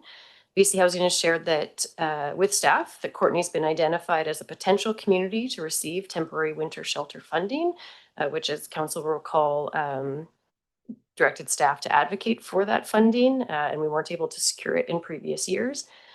Additionally, BC Housing has confirmed that it is holding funding for a potential temporary winter shelter at 971 Cumberland Road based on interest expressed by the previous season's operator, Lookout Housing and Health Society. We do have 2 staff from Lookout here. And so with this information, Lookout has approached staff indicating that they would like to initiate the process necessary to consider this location for a temporary winter shelter. 971 Cumberland Road is zoned Industrial 2, a zoning classification that does not allow shelter services. And as it's a city-owned property, the city would need to authorize any third party or external agency to apply for uses and or permissions related to city-owned properties. And because Lookout does not have a lease or license for use of this space, they have no such authority, and nor are they able to enter into a lease or agreement with the city because they cannot access BC Housing funding until land use is approved. So here we are. So with the information from BC Housing, Lookout has approached staff and would like to initiate this process. And so in this case, staff are recommending that council grant this authority to Lookout so that they can apply for a temporary use permit for the provision of winter shelter services. It's important to note that a decision tonight of council to authorize Lookout to do so in no way provides explicit or tacit approval of the use. So this is not a decision on the future use of the property. This is a decision to allow Lookout to make an application and then allow the public process to occur via the temporary use permit process.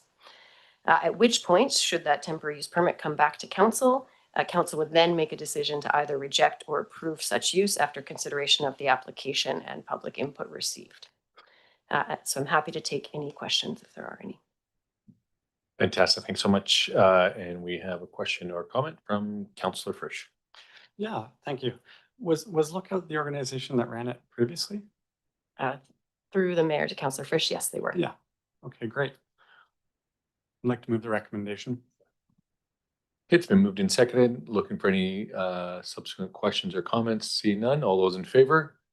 And motion carries. All right.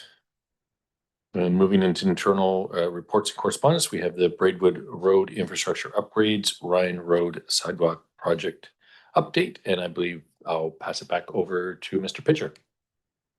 Thank you, Mayor. We're here to provide an update on two important infrastructure projects, the planned improvements along Ryan Road and the full reconstruction of Braidwood Road.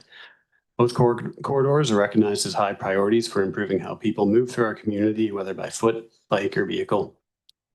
The Braidwood project also includes essential underground servicing to support future development, especially the supportive housing site at 925 Braidwood. Both projects are planned for construction next year, and this report outlines the design work to date and the next steps. We have two consulting teams here today who have contributed to portions of this project. We have Mike Elliott from ISL, and we have Garrett Alder Leaston from Associated Engineering online. We're happy to take your questions. Thanks so much. Councillor Frisch. Yeah, thanks. I just need some clarification on the budgeting. We want to put these projects together, it sounds like. And it seems like there's some synergies you talk about that would come together for us. But there's also maybe some budget implications I'm gathering from the report. And I'm just wondering, with the Braidwood, I know it's been on the books a long time. For some reason, I kind of expected it to happen already or this year or something. So can you just explain to me, is there money missing from the Braidwood side of things or from the other side? Thanks for the question, Councillor Frisch. Through the mayor, yes, the Braidwood design was completed a number of years back. That was before planned updates to our OCP, before small scale multi-unit housing, before the 925 Braidwood development as well. So we need to go back and look at that design and make sure that it meets all the requirements for our modern day. And then also we need to relook at the cost estimates. So the cost estimates in the current financial plan have been escalated over the years, but are a number of years old at this point. So we are expecting to see some additional costs for the Braidwood project. The Ryan Road study and the subsequent cost estimates are much more recent and feel that they are still relevant today. Right, and so just budget wise, we might be short on budgeting, but there is some money budgeted for the Braidwood Road. Yes, correct. We do have budget money allocated for Braidwood, and we're expecting to come back with updated costs through the financial planning process. And on the other side, on the Ryan Road, we haven't done the design yet. But can just highlight for me, do we have enough budgeted, do we think, or is there nothing budgeted for that yet? Yes, we do have, yes, we do think we have enough budgeted for both design and construction of that project as those cost estimates and that project was more recently completed. So yeah, we do expect to have enough money for the Ryan Road portion. Thank you. I really appreciate the clarification.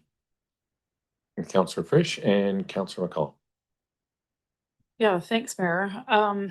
Yeah, I do have some concerns around taking this approach just in combining these two projects because the Braidwood Road is clearly a fairly complex project. It has complete replacement of our infrastructure and roadway, and the designs are not detailed, which means that there's still work to be done there. And that's combined with the Ryan Road sidewalk project that is getting close to 4 years behind what was presented in, I think, the last resolution that we had. The resolution that was quoted in the staff report outlines detailed design and construction in 2022.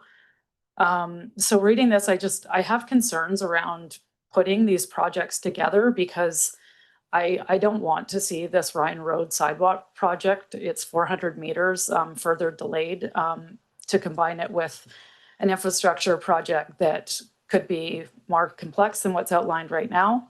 We don't have detailed costing for it, so it could come back with some major changes given what other changes in costs we've seen to capital projects in recent years. And it's not really clear to me that there is going to be significant savings, maybe some savings on a bit of, or it sounds more like there might be funds available from the Ryan Road project to allocate to design work on the Braidwood, but I don't know that that's a significant cost savings.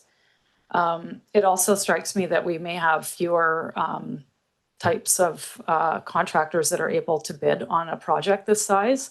So, you know, whether or not that actually leads to a more competitive bidding process, I guess I would defer to staff as to whether or not that's the case. But for me, I would rather see the Ryan Road project built ASAP and work toward getting detailed designs on the Braidwood infrastructure upgrades.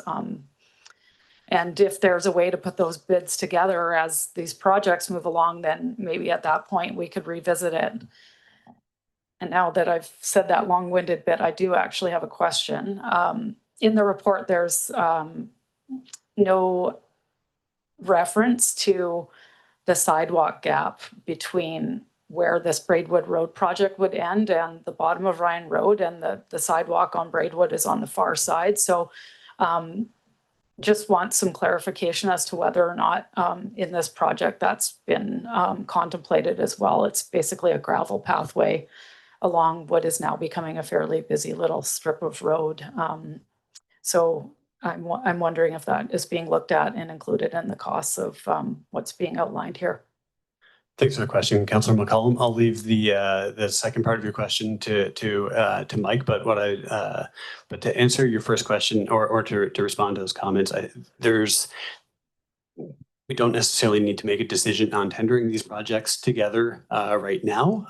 It's something we can come back to council with, but our intent is to begin the design work on both of these projects. That will allow us to further investigate these projects, figure out if there are any barriers or roadblocks.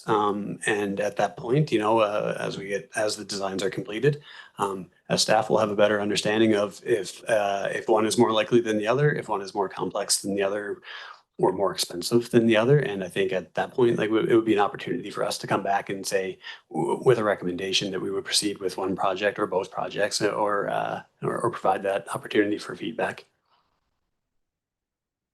Thanks, Councillor McCollum and Councillor Jolicoeur. JC, want to answer the question pertaining to between Braidwood and Oh, you probably need your microphone on as well. Give me 1 second. Through the mayor, there was a gap question, a sidewalk gap question. I don't think we answered. Thanks.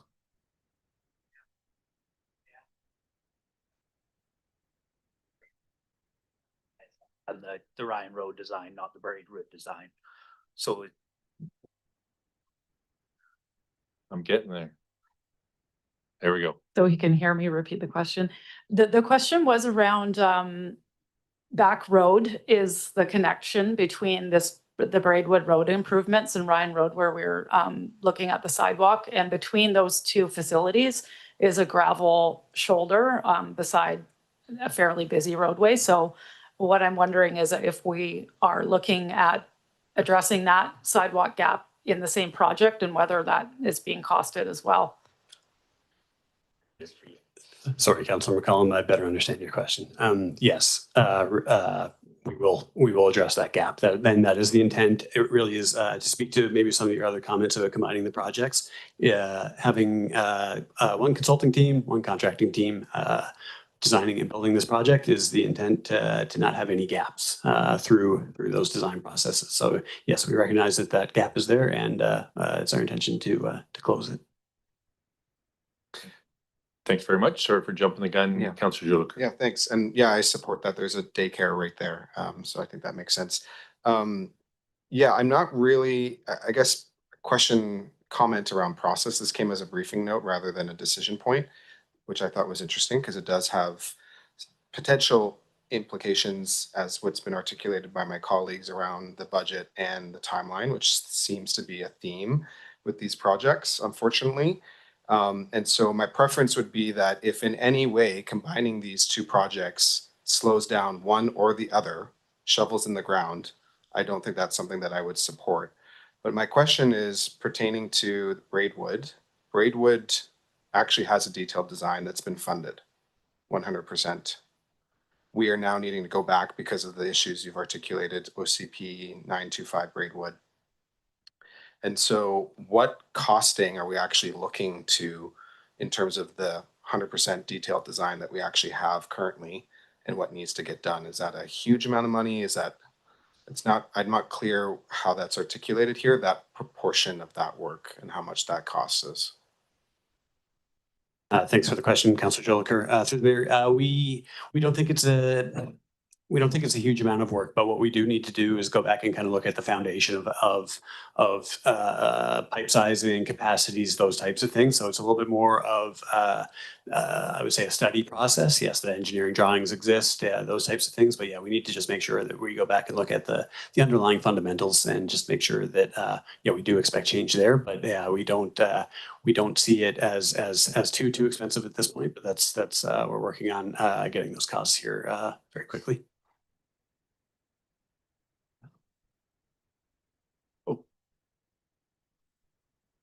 Adam's mic is on. It is. Thank you, Adam. Mr. Langenmeyer, I appreciate that. Sorry, I'm not sure exactly. I probably turned it on when I was trying to get the podium fired up. But appreciate you looking after it. And Councillor Frisch. Well, I was just noticing there weren't any lights on. I was actually maybe just going to move receipt if that works for me. Move receipt of the briefing note. Excellent. It's been seconded. Mr. Garbutt. Thank you. Thanks for receiving that information. What I've heard though from three questions of council about the concept of combining these projects. I think staff needs some clear direction. If you want to prioritize the Ryan Road sidewalk, and I think it would be completely appropriate. Staff have come forward with an information update to you, which is highlighting some opportunities. But if council wants to prioritize this over the other work, I think it's appropriate, and then we can continue to try and work towards achieving your objectives. I'm hearing a great deal of concern around timing of these kind of projects. So are you saying a subsequent motion after we receive the briefing note? Is that what I'm understanding? All right. We'll receive the briefing note unanimously, considering it's just a briefing note, and I'll pass it back over to Councillor Frisch. I was just going to comment on that idea of prioritization. I think it's a valuable idea if there's a significant savings in time, and we might want to outline what we think significant means. I mean, if we're going to save 3 months or 6 months on one of the projects, is that really worth it? Considering what the trade-offs might be. And so that's my perception of the idea of yeah, not putting them together. So I don't know if council has any thoughts on that. What, you know, how much are we willing to give up in order to have them together versus how much are we hoping to gain if we split them up? Councillor McCollum. Yeah, I guess my comment is that this Ryan Road sidewalk project first appeared in our budget in 2019 with some direction to staff to do some design work on it. And we've been trying to advance that now in the 7 years I've been on council. So I don't want to see it further delayed with an infrastructure project that I have full confidence we'll be able to execute when it needs to be done, because it would delay critical development. I feel like the Ryan Road sidewalk project, I haven't had a lot of insight into why it's been delayed by 4 years, other than some back and forth with Modi.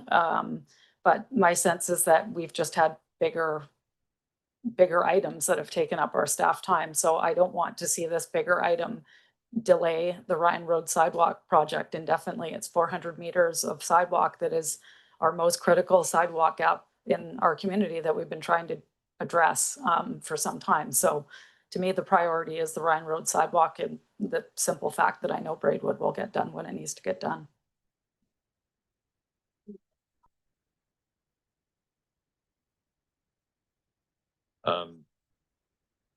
Councillor Frisch. Yeah, well, would it make any sense just to ask staff to come back once they've done the design work? I mean, it sounds like Ryan Road needs design work. It sounds like Braidwood needs a little bit of updating to its design work. So would it be fair to just ask staff to come back with another what do you call this? What we just did briefly note it's getting late. And let us know that there's some savings or there's not savings and what the trade-off is. Does that sound like what we're asking for? Or just a carte blanche, like we want this one done, we don't care about any of that stuff? But I guess maybe a very pointed question is that if we said go together, do we think it's gonna happen frankly within the next 12 months? Or is it something that is likely gonna be, 18 months? Because I think the idea is that there's a lot of urgency of getting it done within the next 12 months. With a high degree of confidence. High degree of confidence. Yeah. Thank you for the question. Always appreciate it. Through the CAO to Mayor and Council. Yes, heard loud and clear. Clearly, the priority is for Ryan Road to proceed and not be held up in any way, shape, or form. So I would propose that staff work to seek any efficiencies possible by combining these projects through the design phase. If it looks like one is starting to lag in favor of the other, or one may hold back the other, then immediately report back to council with options to proceed one versus the other, and update on potential timelines and cost estimates for both. I think it's quite clearly received by staff that we do not want to hold this up any further at all. Staff also do not want to hold this project up. It's been on the books for too long. So moved. Yes, we can certainly work with that. So it sounds like staff have it Do in you want to hand. pick We a don't number? really need a motion. Sorry, Mr. Mayor, my Sure. apologies. So Yeah. what I've heard is staff are suggesting to complete the design work and report back to council on the strategy, the construction strategy, which best accelerates the Ryan frontage. Correct? Okay, and I think, so that is I guess, if those words I used were able to be translated into that direction, I note our corporate officers typing. I'm happy to move that. And we may just want our corporate officer to read that back if that's possible, just so I think it's pretty straightforward, but just so we have since we're doing this on the fly, just to make sure we have it 100%. Yeah, I don't know that I captured all the details, but we do have video of this, which is helpful. What I've got is something along the lines of that council directs staff to proceed with detailed design on the Ryan Road and Braidwood Road projects that are the subject of this report and report back to council. And further, that council directs staff that the Ryan Road project is the priority. It's been moved and seconded, but did you catch that? Because there was a lot of, so why don't we move and second it again? Does that sound? You've got? Perfect. All those in favor? Any opposed? Motion carries. Okay. Excellent. Moving on to council resolutions. Councillor Hillian.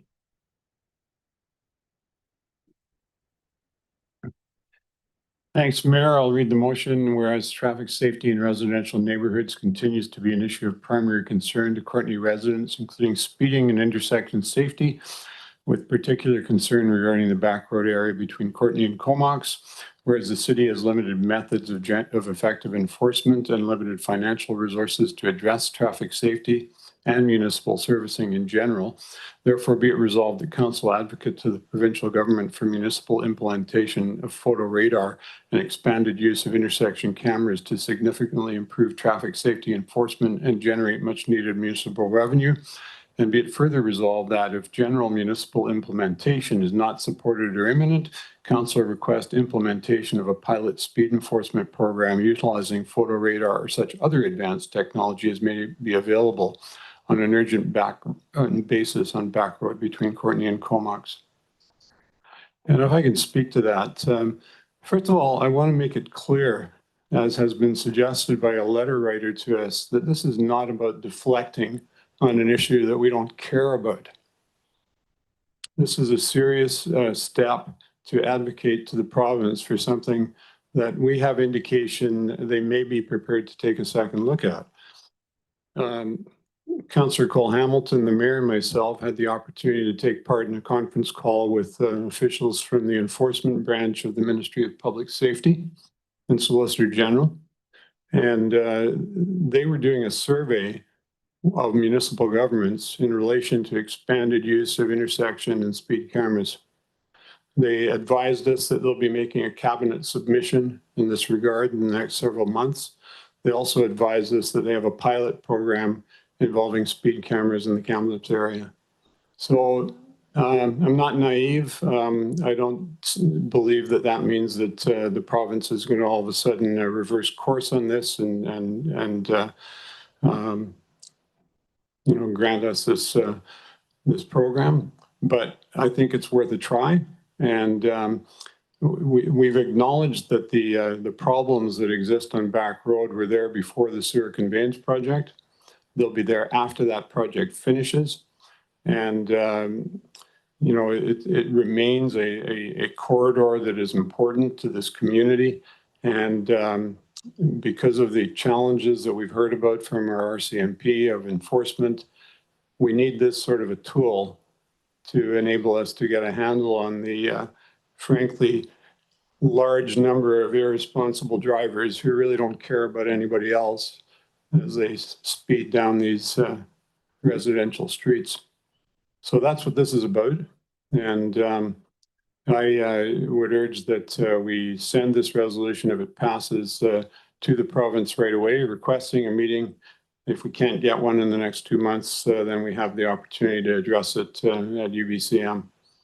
And again, this was also referenced in the letter from the Back Road delegation that was here tonight, suggesting that for 10 years the province hasn't been interested in this, and that they want immediate action. I appreciate the need that they identify and the limitations that we have in fact meeting all those needs. But this is something, as we ponder what else we can do on a more local basis, this is something that we can work towards to address this issue on a longer term basis. Thank you. Thanks, Councillor Hilling, for championing this and that survey on behalf of the city. We did send off to all the city councils in BC so that they could participate in that prior to its deadline. So hopefully they got some traction. I don't see any further questions or comments. So all those in favor? Motion carries. And we'll move into first, second, and third readings for zoning amendment bylaw 3186. And I'll pass it over to Ms. Gothard. Thank you. I'll provide an introduction to this report. It is to zoning amendment to rezone 649 McPhee Avenue from industrial 2 zone to multiple use 4 zone in order to permit a vertical addition to an existing single residential dwelling, and to also create site-specific text amendments to legalize nonconformities of the property and the new development with the proposed MU4 zone. So on the site, an existing single residential dwelling has existed since approximately the 1940s, has been used as that use for a number of years. However, a number of decades ago, the property was zoned to industrial 2, which does not include the permissions for a single residential dwelling. Under the Local Government Act, non-conforming uses may continue so long as they do not expand the non-conforming use, and therefore the existing dwelling has remained lawful even though not permitted in the I2 zone. The property owners would now like to raise the existing home in order to increase the habitable space within the existing basement. However, because the structural alteration would constitute extending the degree of nonconformity, they must seek a zone for the property that includes single residential dwelling as a permitted use. So staff proposed the multi-use 4 zone, which is the same zone for Tin Town, given that this is the type of zoning specifically referenced in the OCP for the properties between McPhee Avenue and the Island Quarter Foundation lands within this block. These properties are designated neighborhood center, which envisions a diversity of housing choices, small scale commercial uses, and including lighter manufacturing uses. I'll note as well that there are a number of other properties with the same block adjacent to industrial zone lands that have the MU4 zoning since the 90s. This area is currently subject to the Downtown Vitalization Local Area Plan process, which will provide further clarity on suitable uses on this portion of McPhee in accordance with the vision for the downtown. In addition to proposing to change this use, the zone amendment proposal also includes a number of lot dimensions and citing nonconformities to minimum lot size, minimum frontage, and minimum yard setbacks to reflect the current existing conditions and which staff feel are supportable given the existing context. The applicants spoke to a number of their neighbors, and the staff report includes 4 letters of support. Since the preparation of the staff report, statutory public notice has occurred, and 1 letter from the immediately adjacent Natural Pastures Cheese Factory has been submitted in opposition to the proposal, citing concerns that it may impact their ability to expand their cheese factory, among other concerns of residential uses alongside industry. Staff will be liaising with the author of the letter to clarify that the cheese factory zoning is not changing with this application, that the cheese factory may continue to expand under their current zoning, and that increasing the mix of residential uses within the area alongside light industrial uses, which the cheese factory is categorized as, is the long-range land use objective for this area, given its central location with the city and proximity to downtown. And of course, we'll remind them that there's the downtown plan process and the engagement that goes along with it. The applicants have concurrently applied for a building permit, which would progress immediately upon approval to the rezoning, and staff recommend giving for second, third readings to this bylaw amendment. And because no further conditions are required with this application, the bylaw would be presented presumably at the July 30th for adoption. Excellent. Thanks for that. And Councillor Frisch. Yeah, thanks, Mayor. Appreciate the report and appreciate you dealing with the business there that was concerned about, growing their business. I'm sure everyone else is in favor of that sort of thing as well. I did kind of wonder if they were implying that they wanted to buy the lot or something, but it seems irrelevant. So yeah, I'm happy to move the recommendation. Excellent. Thanks. It's been moved and seconded. And Councillor Hillian. Thanks, Mayor. Thanks to Ms. Goddard for clarifying the issue with the Natural Pastures Cheese Company. I just want to clarify, the people are actually living there in a residence currently, and what they want to do is expand it, make it bigger. So Natural Pastures already has a residential property next to them, and that wouldn't change whether we pass this or not.